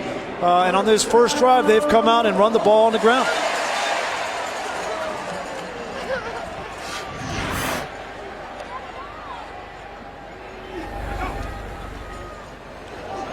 Stevens will hand off to Kylan Hill.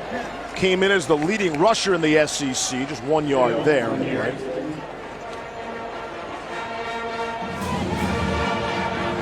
So much on the line for Alabama with Tagovailoa still to be decided in these next few weeks. Again, Western Carolina at home next week, and they go to Auburn for the big one on November the 30th.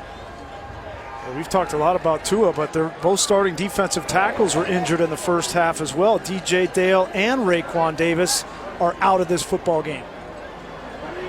You could not have a worse 35-7 lead in college football. Dedrick Thomas took it off the grass.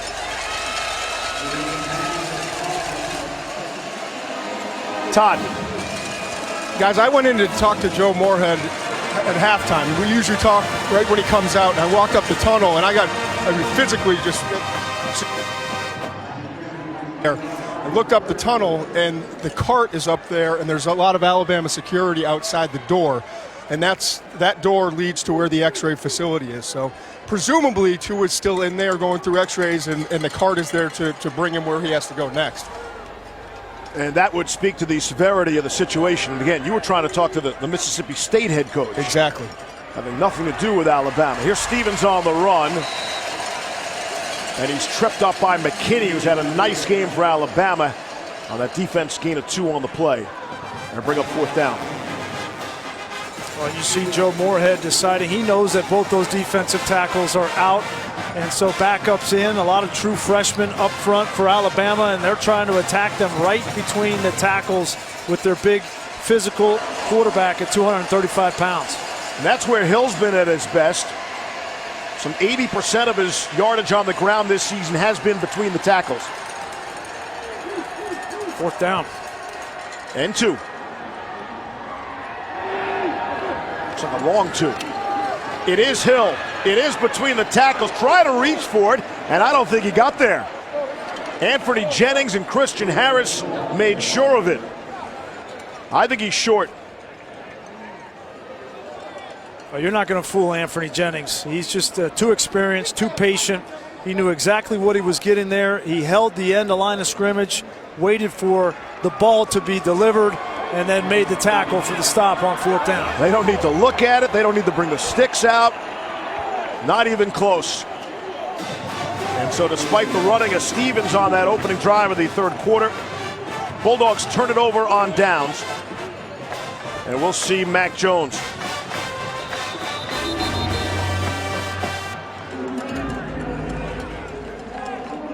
Well, Max Jones got some playing time in Tennessee. They were really conservative with him in the second half of that Tennessee game. Then he came out and played against Arkansas. They didn't throw the ball a whole lot downfield against Arkansas. But, now it's his team. The rest of this game, and you would imagine next game for sure, and who knows after that. Go back and look at this spot on 4th down. Great effort by Kylan Hill, but you see Jennings there. Reaches out, the hand is down, so he's not down yet. I think that was a good spot right on the 15-yard line, which is short of the 1st down. Excellent live officiating. Yep. A phrase not often heard. Stripes doing a good job on this one. Mac Jones has plenty of experience. This will be the 9th game he's played in anyway. Usually in mop-up duty after Alabama has a big lead. They have a big lead here as well, 35-7.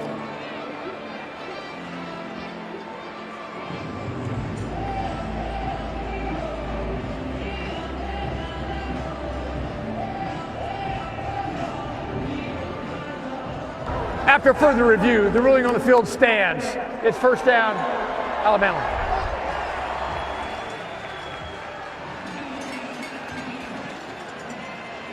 Well, this is an important half of football for Alabama and the rest of this season. There's a lot of question marks with respect to Tua's health, and so where is Mac Jones going to take you? This half is an opportunity for him to gain the trust of the rest of this team. 1st down and 10 from their own 15.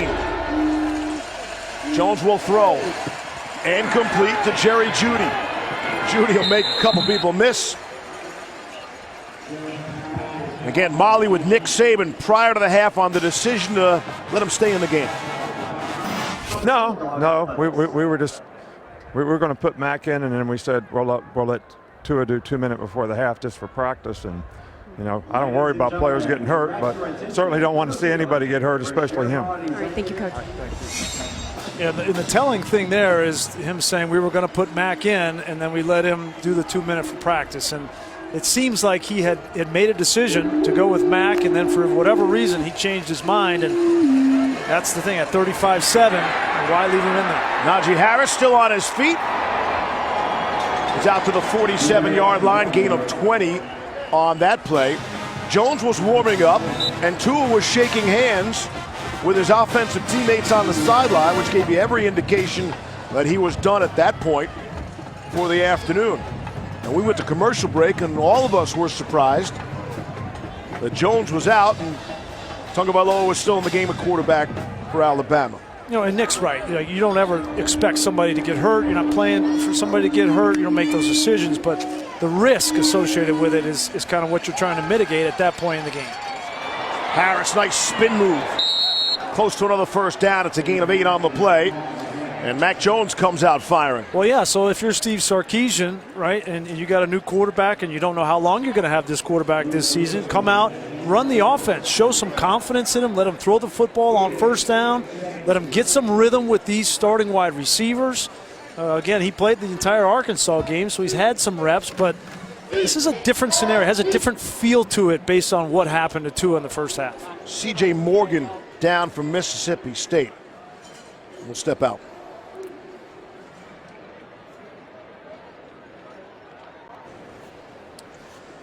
Back in Starkville now, C.J. Morgan remains down on the field. The junior from Louisiana, starter at free safety. And we're not going to show you the replay. Yeah, non-contact injury. Yeah, he came up and he was trying to make the tackle on the outside, and his left knee buckled and did not look good. You hope for the best for C.J. Morgan.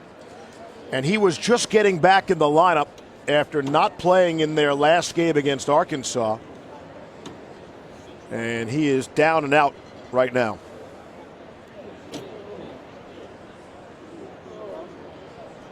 And they're wearing the stretcher out here in Starkville.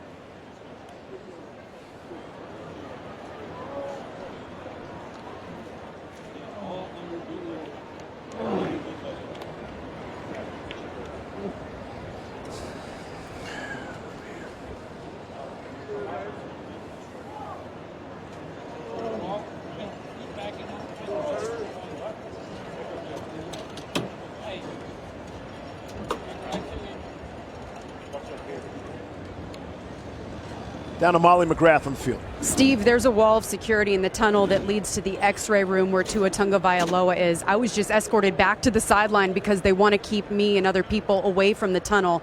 Alabama's medical training staff is running around. They have EMTs on hand, but still no sign of Tua right now, Steve.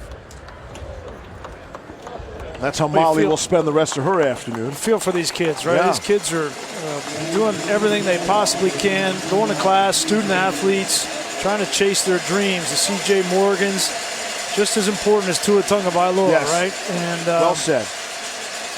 You feel for these kids, right? And they are. They're college kids, right? Yeah. They're not getting paid. These are not professional athletes. And the majority of them, some 95%, will never play in the league. And no matter how much, the coaches, Nick Saban was trying to tell us that last week was too emotional for his team. This is an emotional game, right? These players become best friends with their teammates, and to see them carted off like this, both teams, in back-to-back drives, it's tough. Good look by C.J. Morgan there with a thumbs up and a wave to everybody, letting his people know he's okay. 2nd down and 2. Harris, good second effort, still on his feet. Such a hard-nosed downhill runner. Gets 9 when there was nothing there. When you think about Mississippi State now emotionally, right? The score is 35-7, and it's hard to get out there and compete and fight in the second half when you're getting a big physical downhill run game, and then you lose one of your leaders on defense and C.J. Morgan, and we'll see if they're able to muster up enough here to slow down Alabama. Mac Jones throwing into an open area, and Henry Ruggs fills that area in a hurry. And it's a gain of 25, and Mac Jones has looked pretty good. That's a good throw from Mac Jones on a corner out, reading the defense. This is as good a situation as you could hope for as a backup quarterback, obviously, with the lead that they have in the second half, to come out and just operate the offense. There's no stress on him in this football game. Come out and execute. And you're filling Mac Jones with confidence. And again, we don't want to speculate. No one knows how long they're going to need Mac Jones for. Nothing doing that time for Najee Harris. Harold Thompson made sure of that. Loss of 1 on the play.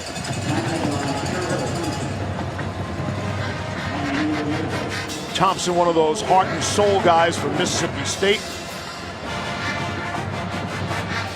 Guy who patterns himself, he said, after Luke Kuechly and Bobby Wagner. 2 pretty good players in the league, speaking of which. And it's a big game for Thompson. He's an Alabama kid. On the ground, Harris. He'll lean forward. Spencer to stop, gain of 1 on the play. Grease does the injury to Tagovailoa with a score at 35-7. You think Nick Saban is more likely to remove some other starters from this game? I'm just saying, Najee Harris taking on contact every single time he carries the football. Yep, I don't think there's any question. He probably came out of halftime and said, look, these offensive line, Najee, you guys have 1 drive. But also, they might have his starting quarterback out here now, so you got to think about Mac Jones, how much you want to play him. There's Ruggs. He takes a big shot. And Henry Ruggs looks shaken up now.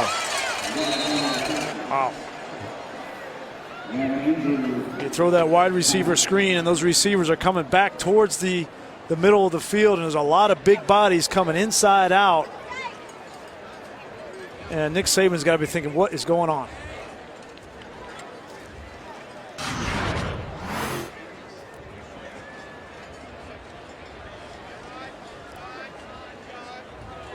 Took a big shot, made it to the ribs. from Errol Thompson. We'll be right back.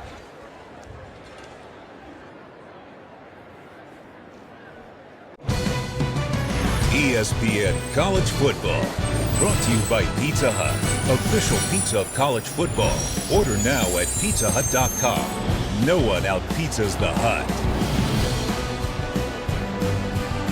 Henry Ruggs had to be helped off the field.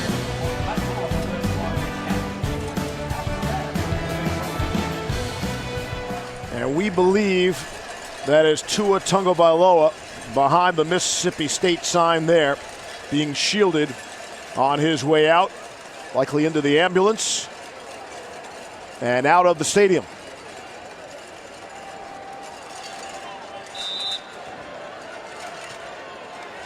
Tagovailoa goes down. A couple of key defensive linemen from Alabama. Henry Ruggs shaken up. And the field goal good. 22-yard field goal by Joseph Bulovas. And it's 38-7, Alabama. The outcome of the game never in doubt here. Well, we were talking before the break, about do you start taking out some of the starters if you're Nick Saban? I think you have a decision to make on the offensive side. If you think that Tua Tagovailoa is seriously injured, it may not return at some point this season, then Mac Jones becomes your starting quarterback. Much more valuable to keep him healthy. And then, then you got to keep him healthy, and so you can't take out all the offensive line and leave your starting quarterback out there. So then you go to Taulia Tagovailoa, the younger brother. So he's a true freshman. They probably want to redshirt him. He's played in 3 games this season, so he's got one more game he could potentially play in and save that redshirt. So a lot going on over there for Nick Saban on the sideline. And here's the other thing. I genuinely believe Saban doesn't know. Nick at this point can't know the severity for sure of Tagovailoa's injury. So he's got to make these decisions without knowing all the information. And that's difficult as well. And so we see Ruggs get hurt. You want to keep the receivers in there so they get some real reps with Mac Jones for going forward. This is tricky stuff here. Be interesting. He's already playing a lot of young players on defense. There's not as much to do on defense, but certainly the offense, when they get the ball back, be interesting to see who comes out. The glare of the sun and the fair catch. Get an update. Things happening elsewhere. Here's Matt Barry.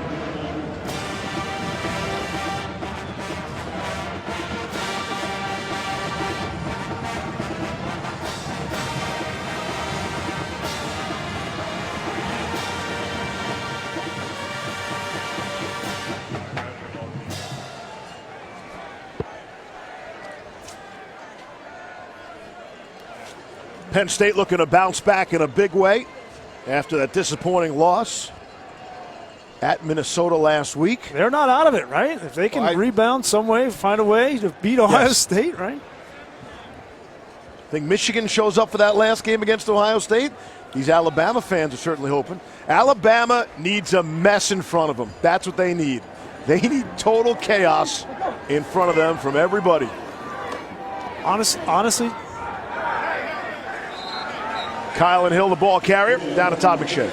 I'm standing in this tunnel. As you can see, there's an ambulance in here, and they're getting ready to move it out. I was cleared out by Alabama security, so presumably that's the ambulance that Tua Tagovailoa is going to go in. They're now, you can see all the security and Alabama folks are surrounding the ambulance, so obviously we wish him well, but I'm not allowed to be in the tunnel anymore. Get out of there, McShay. You got it, bud. We just hope that it's not serious. But the way he went down did not look good. And I'm curious where that ambulance is going. It'd be easy to say he's going to the hospital. Tuscaloosa is some 50-minute drive from here. They might be taking him right back home, if not for the fact they have to have the ambulance back here at the stadium. Farrod Green, his first touch, and it goes for 30 yards.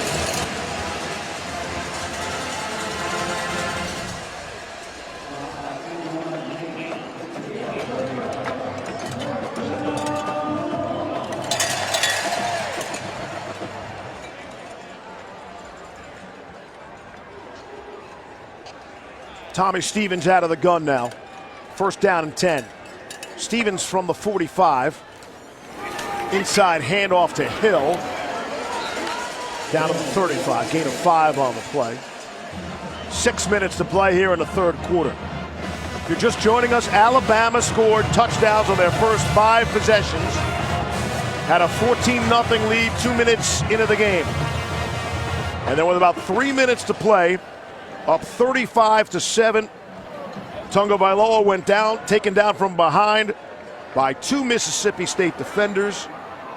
A bloody nose, and that was hardly the worst of it. Believed to be a hip injury, headed out of the stadium now. Hill taken down by Christian Harris. Gain of 6 on the play, and another injured player. This time it's Kylan Hill. Players continue to drop here. Well, Kylan Hill got held up. Christian Harris, the linebacker, made a great play and kind of got him stood up. And then 2 or 3 more Alabama players. Terrell Lewis comes and gets a hit, and then Shane Lee right from the back.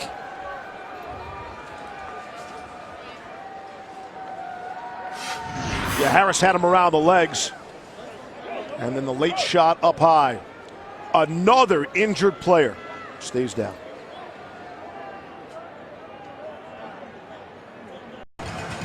There's Kylan Hill. While we were in commercial, being assisted off the field. Hey, it's been that kind of day. It's been that kind of game. Hard-hitting affair. Players from both sides going down. And big-name players, not just Tua Tagovailoa. 3rd down and 11 now for Mississippi State. Bama brings some pressure. Stevens able to get out of there. Throwing on the run and completing. Now they needed 11, they got 10. Osiris Mitchell on the receiving end. And it's going to be 4th down, I believe. It's a great job by Tommy Stevens just extending the play. Barmore was free, rusher in the backfield, and looked like Mitchell's foot, was his foot out of bounds? His left, yes, his left he's out foot all there along. is out of bounds. So just an incomplete pass. Timeout, Mississippi State. First time out of the half. I think if you're Joe Moorhead, you got a decision to make here. Probably should go for it here at in this position on the field, 4th and 10.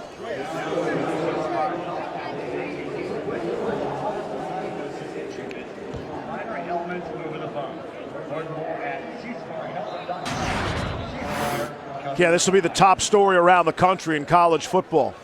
Maybe more so than any result, depending upon what happens. With a 35-7 lead late in the second quarter, Tagovailoa taken down from behind by a couple of Bulldog defenders there. Came up with a bloody nose. Nick Saban said hip injury. And this was the scene moments ago. Leaving the stadium, destination unknown, in an ambulance. Honestly, if you're an Alabama fan, are you thinking about the playoff right now? Right. Probably not. No. Like you're thinking about Tua Tagovailoa.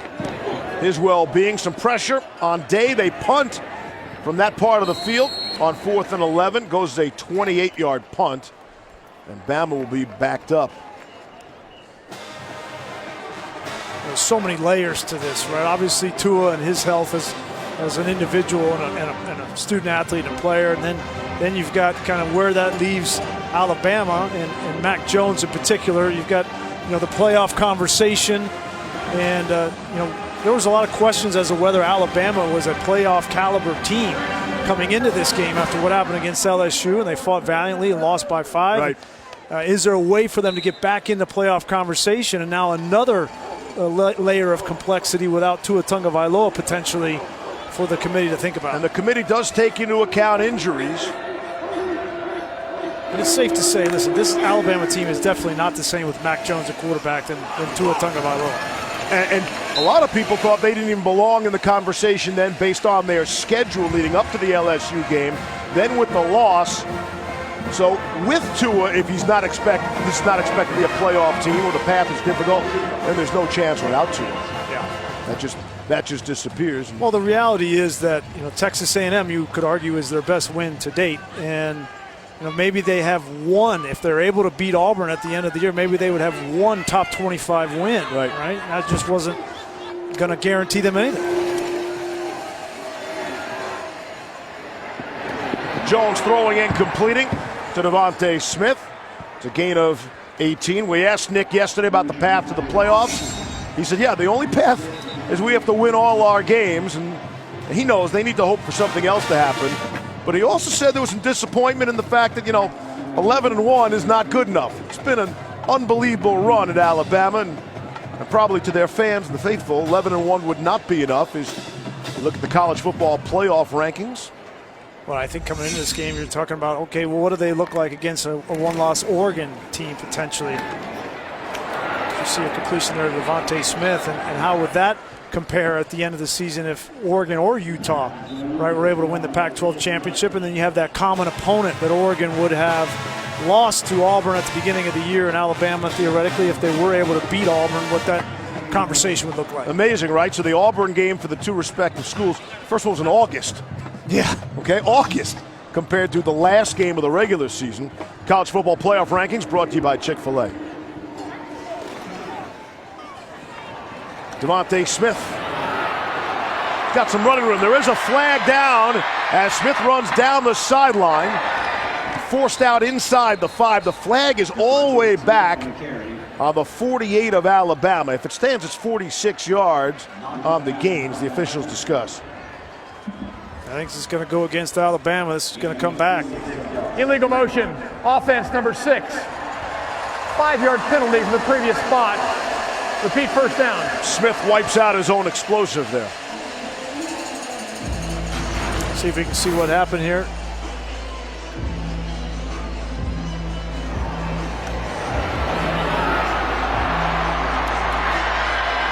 I think he was on the line of scrimmage and stepped off the line of scrimmage and then came in motion. And that's why they call the illegal motion. You got to get off the line of scrimmage, stop, and then come in motion.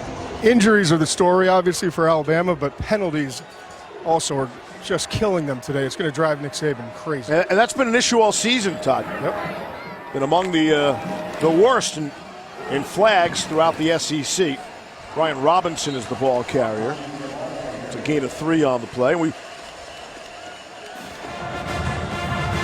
Here's Molly with an injury update. There are plenty to choose from, Molly. Yeah, that's right. Well, Mississippi State C.J. Morgan is dealing with a lower body injury. That's all they'll give me, but he is out for the game. We don't know the severity of it yet, but he's still being evaluated, Steve. Yeah, Mississippi State, they operate much like in hockey. Upper body, lower body, and that's it. They will not be more specific on their injuries. With 2 minutes to play here in the third quarter. And Alabama with a 38-7 lead. And the score and the outcome has become really an afterthought.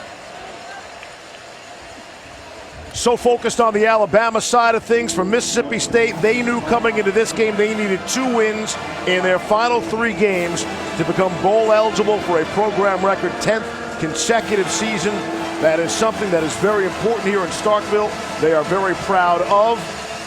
And their schedule, they've got Abilene Christian up next, and then Ole Miss, the Egg Bowl. Bulldogs finish with their final 3 games all here at home. You see the numbers on Mac Jones, rather impressive.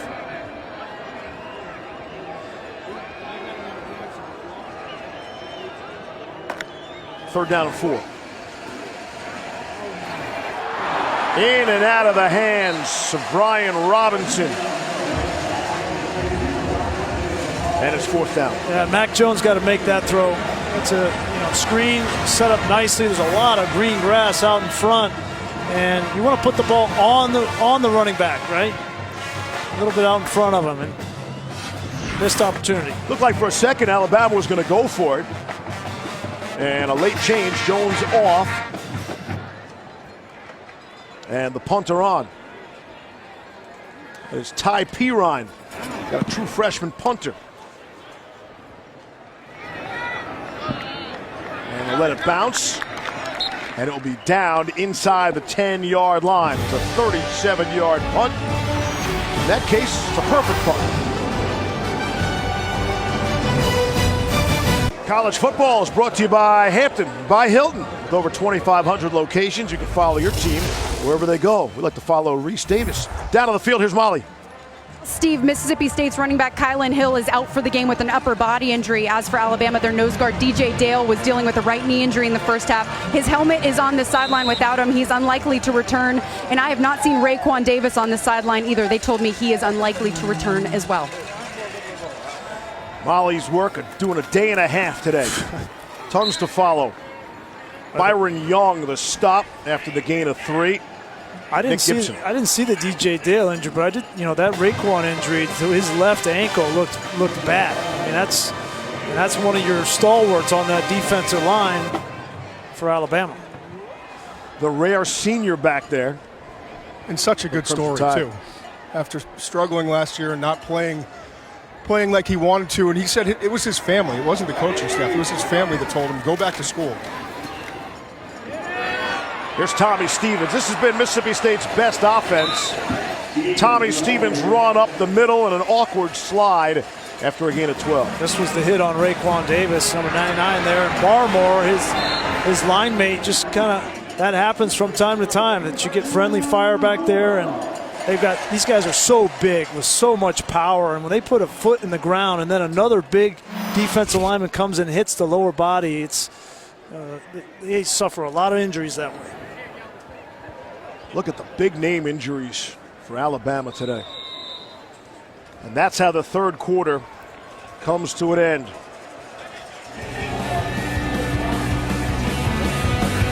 Questions to be answered. It's not about the outcome.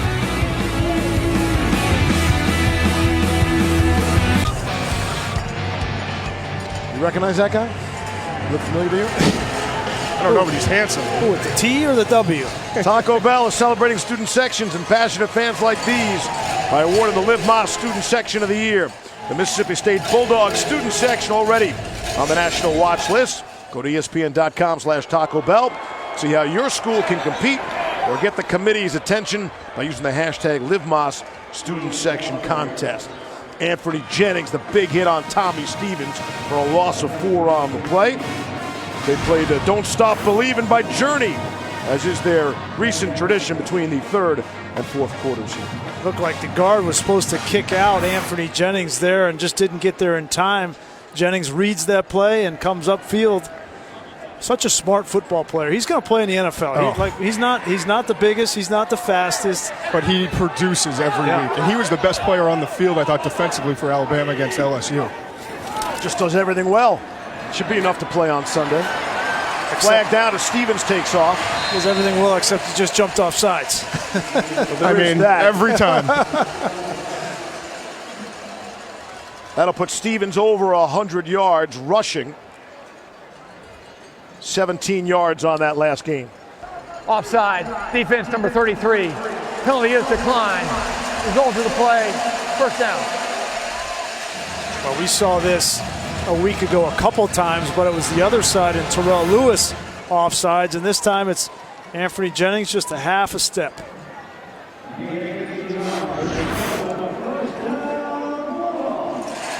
Stevens rushing has been their best, maybe only the offense from Mississippi State.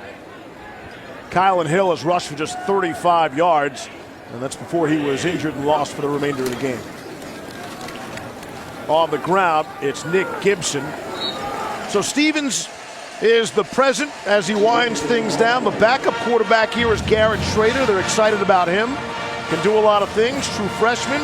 And what's interesting is the link between Stevens and Schrader. Schrader was recruited to Penn State when Joe Moorhead was there. Went on his visit, was actually hosted by Tommy Stevens. Wow. And here they are together for a little while at Mississippi State. But Schrader, we didn't get a chance to speak to Schrader. We talked to Stevens. Sounds like Schrader is a different kind of cat. We were talking to Kylan Hill, and we asked him to describe him, and he said he's interesting. With that beard, he did look like the most interesting man. Stevens will throw this time, and Stephen Guidry could not hang on, and Xavier McKinney made sure of that. It's been a disappointing year for Mississippi State. You know, there was a lot of of talk. They knew they had lost a lot on the defensive side, and they weren't going to replace that, and they weren't going to be as good defensively. But they were excited about Tommy Stevens coming over from Penn State and Kylan Hill and their potential to run the football, and Joe Moorhead and his second year getting an opportunity to implement his offense, and it just hasn't come together. And losing 4 in a row in the middle of the season really killed them. Sounds like they've had consecutive top 25 recruiting classes, so help might be on the way. Here's Guidry, set up the screen to him, and he's able to get the first down yardage. Shane Lee put a good hit on Tommy Stevens there as Stevens released. Tommy Stevens is going to compete all 4 quarters. And building on your point, I think offensive line they're good. They've got a quarterback for the future. Joe Moorhead said it, and we see it on tape. They need to upgrade their wide receiver position. Yeah. They need difference makers in this league. So I just want to take back something I said about Tommy Stevens. He took a shot. Yeah, that was not a shot. Really did not take a shot. After further review, quarterback did not take a shot. There's Gibson. Forced out of bounds by Patrick Surtain. Surtain's dad ever pick you off? He must have intercepted you a couple times. I played with him. Oh, okay, sorry. At Miami. In practice? Yeah, so that doesn't count. Okay. Also saw Terrell Buckley down the field before the game. He's the defensive back coach for Mississippi State. Those two are unbelievable corners in the NFL for a long time. And T-Buck, I asked him, are you coaching these guys to gamble on routes like you used to gamble on routes? He said, absolutely. I guess he's like a god in the panhandle where he recruits. They love him there, College Football Hall of Famer. He's one of the big reasons that Martin Emerson came here, the true freshman from Pensacola. Well, he loves the young DBs that he has, Emerson and then Jerry and Jones on the other side, both true freshmen. But his favorite by far is Cameron Dancer, and I agree with him. I think Dancer is going to be a high draft pick and play in the NFL for a long time. He's big, 6'2", 185 pounds, and not afraid to come up and tackle somebody.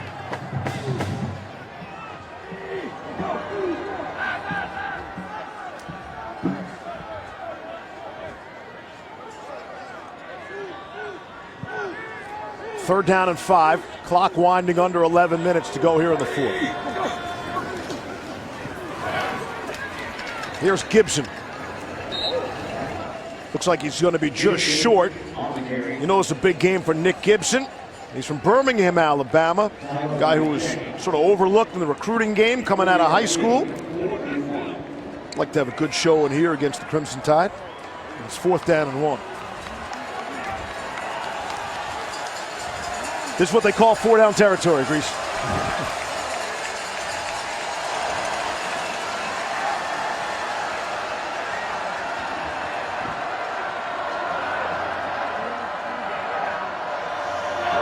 Quarterback run. Gonna throw for it. Under pressure. Now does throw and it's caught. Stephen Guidry. Just how they drew it up in the dirt. First down, Mississippi State. Gain of 6. You thought you were right there for a while, didn't you? You thought it was quarterback run, and then it was a pass, then it was almost a quarterback run again here, and then he pulls up and finds Guidry. All looks like a conversion on the stat sheet. And now it's Thomas down. It's Dedrick Thomas. Injured for Mississippi State.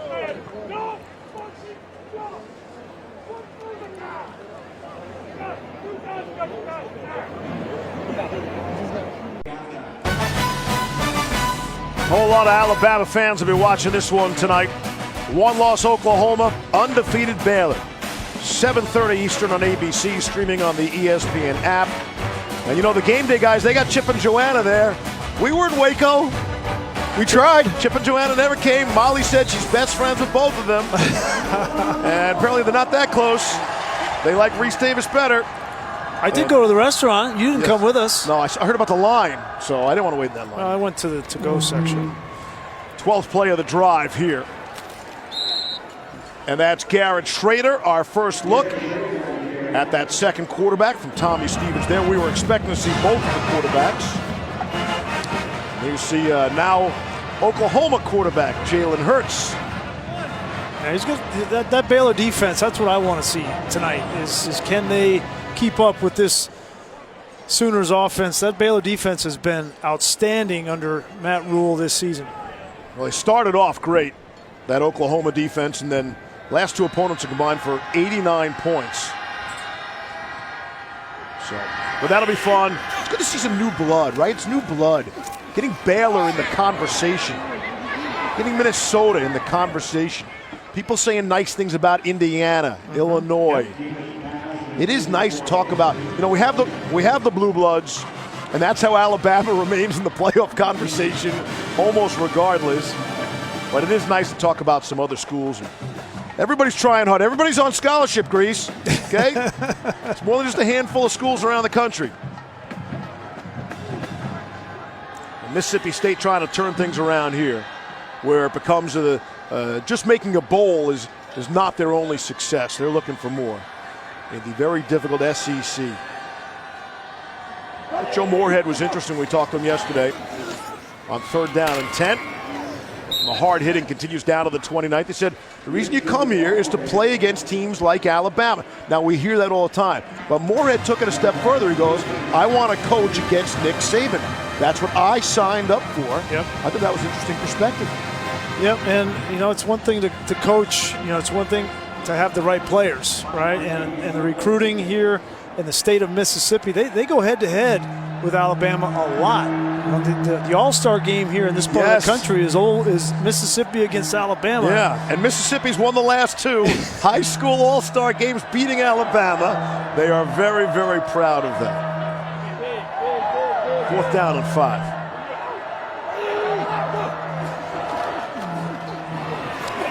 Stevens to throw. Lets it rip.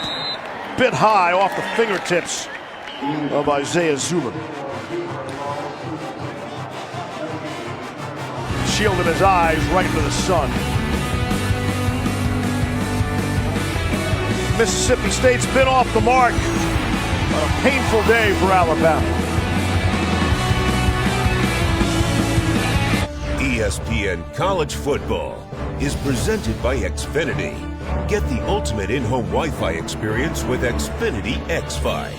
And in part by Allstate, reminding you that football season is mayhem. Back and ready to play on this military appreciation game here in Starkville. It's a big deal here, should be a big deal everywhere. Doesn't matter what day of the week or what the calendar says. Tyrell Shavers, his first catch. You think about the military, and there's Austin Williams, wide receiver from Mississippi State. His dad, Craig, 23 years in the Air Force, rising to the rank of Lieutenant Colonel Vice Commander. Williams, as you would expect, moved around a lot as a kid. Still managed to have a 4.0 grade point average. Good on him. It's Brian Robinson, the ball carrier. Take a look at today's hardest working player, brought to you by Duluth Trading Company. Yeah, Najee Harris started to get on a roll a week ago in that second half against LSU, and he's kept it rolling in this game. 4 touchdowns, he caught 1, ran for 3, and he has been tough to get on the ground for Mississippi State the entire afternoon.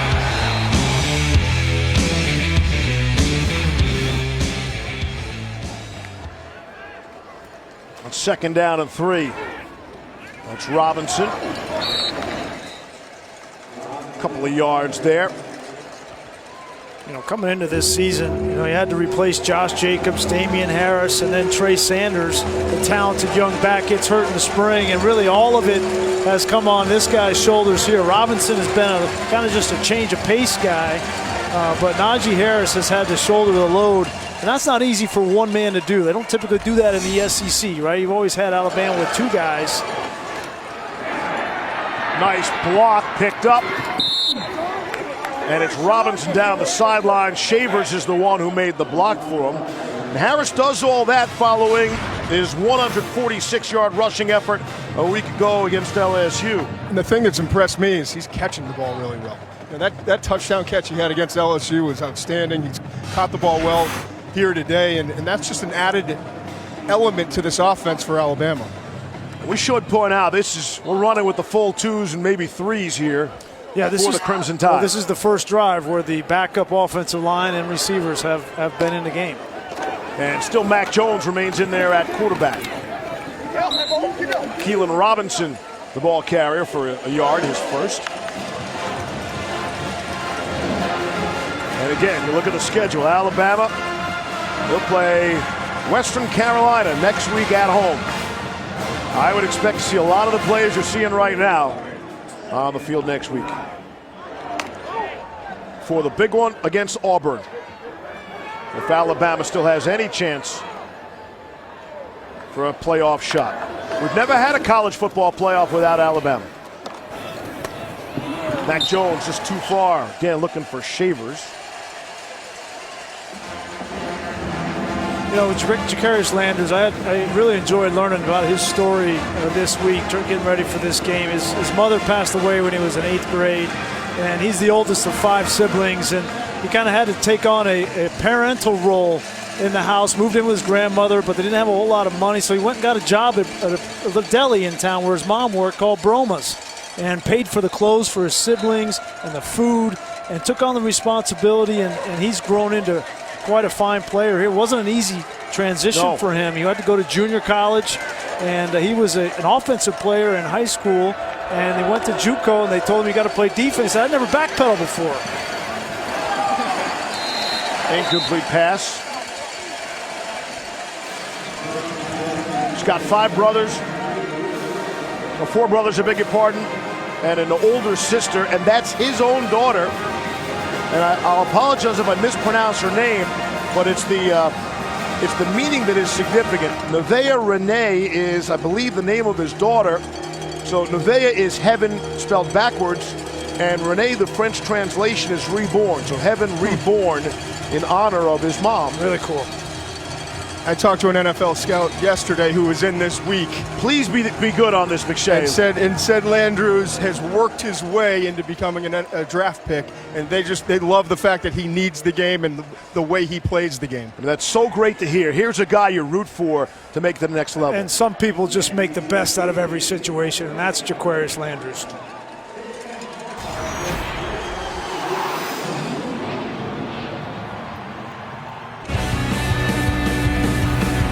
You're watching the SEC on ESPN, presented by Xfinity. Steve Levy, Brian Reese, Todd McShay, and Molly McGrath. 38-7. It was 35-7 most of the way. Alabama scored touchdowns on their first 5 possessions. And here's Mac Jones taking his own shot of the end zone, looking for Slade Bolden. I'm surprised you don't go for a field goal there if you're Nick Saban, right? You got Will Riker, we talked a little bit earlier in the game, has been hurt with a hip flexor, and why not get Joseph Bolivis some practice?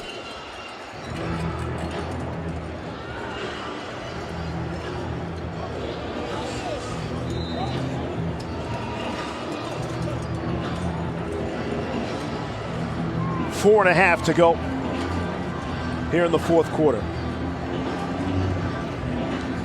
Tommy Stevens has been in there the whole way. Got a brief glimpse of Garrett Schrader. Turned over on downs. And the Bulldogs will take over. Stevens just run ahead for a couple. Just like we talked about with Tua Tagovailoa, the same could be said for Tommy Stevens. You see Raekwon Davis on crutches there, that left ankle and a boot. But if you're Joe Moorhead, why do you have Tommy Stevens still out here in this game? Why don't you get Garrett Schrader in the game? Stevens has dealt with injuries the entire season, and they got a big game coming up, the Egg Bowl, in 2 weeks. Yep. They need to win their last 2 to get bowl eligible. Keep that streak alive. Bowl game every decade, every season this decade. One of just 5 SEC teams that can make that claim. It's Nick Gibson, the ball carrier. Set for an update, here's Matt Barry.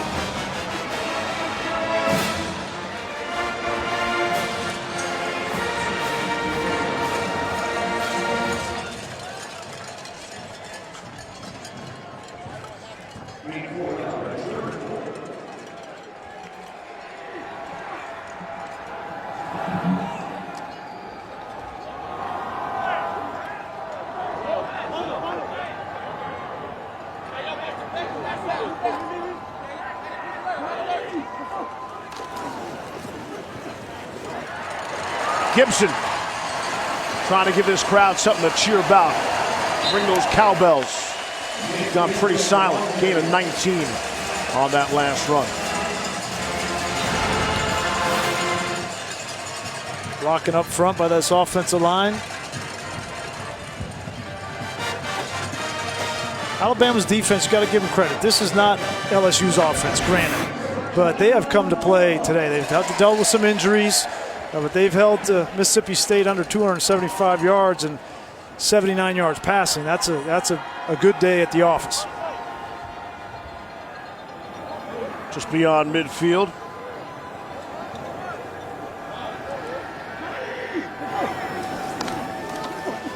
Pressure is picked up. Stevens will throw on the run. In and out of the hands of Spivey, the tight end. You wondered coming in, when's the last time Alabama's lost consecutive games? We don't have to worry about that anymore, but they've lost consecutive games once in the last decade. That was in 2013. That was the kick six in the Iron Bowl, and they followed that with a Sugar Bowl loss to Oklahoma. Yeah, but back-to-back regular season games. Yeah. You got to go back to Nick Saban's first year, 2007. Right? They lost 6 games. Can you imagine? Alabama lost 6 games with Nick Saban as their head coach. And that was the last time Mississippi State beat Alabama.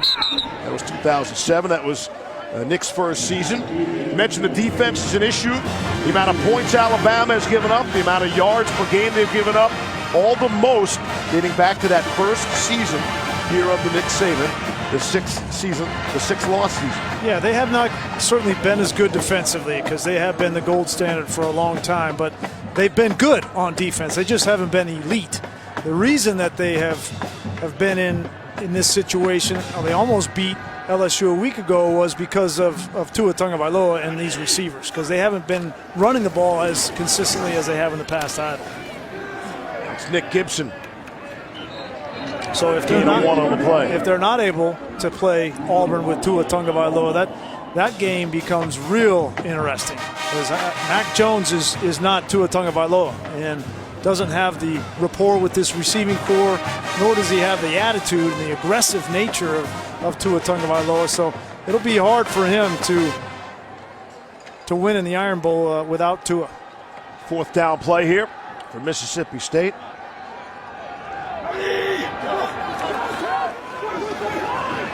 Here's Stevens. Hit hard, rocketed right up the middle. Ben Davis comes up to make the shot. Sack for a loss of 8. Stevens will feel that one. As we hit the final minute. Quite possibly the final commercial break. Here it starts.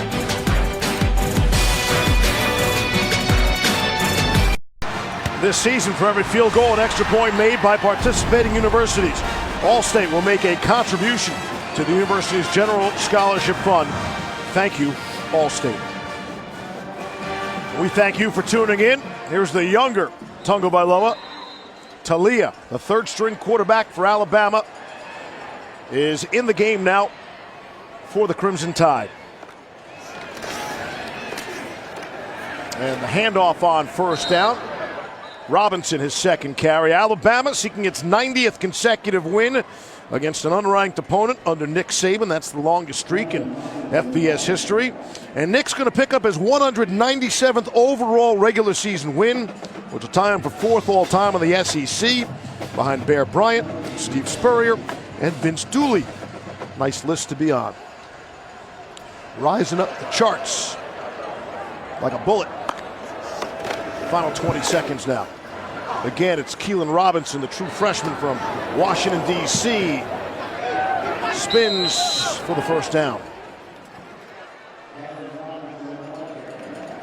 And Alabama's going to escape Starkville here with the win, but at what cost, right, as you said earlier. And we'll wait to hear the severity of the injury to Tua Tagovailoa, Raekwon Davis, DJ Dale, and others. Certainly a costly win for Nick Saban. This is the worst possible 38-7 victory you can have in college football. The decision to start Tua and leave him in the game will be contested and discussed for weeks to come. Down to Molly. Thank you, Steve. Coach, this win came at a cost. What do you know about the severity of the injury to Tua Tagovailoa? I really don't know at this point. You know, we got to do some MRIs and some things, but it's a hip injury, and that's probably something that could be serious, so we'll just have to wait and see. But, you know, I like to talk about the rest of the guys on our team who played a really good game today and did a great job of trying to reestablish the Bama factor, and I was really proud of the way our guys competed in the first half of the game. What about Raekwon Davis and DJ Dale? What are the status of their injuries? Twisted ankle, you know, a little sublux knee. I don't know how serious those guys are, but we'll find out. These are some crucial pieces to your team. You said that this team no longer controls their own destiny. How will you make a run possibly without them?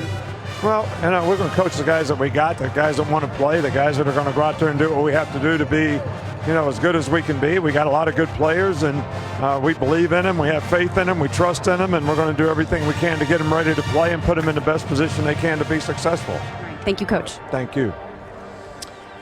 It will be fascinating to see what Alabama looks like and which players take the field next week in Tuscaloosa against Western Carolina.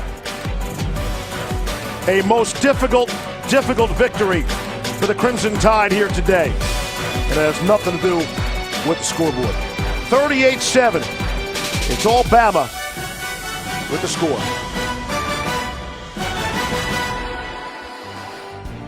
ESPN thanks you for watching this presentation of the Southeastern Conference.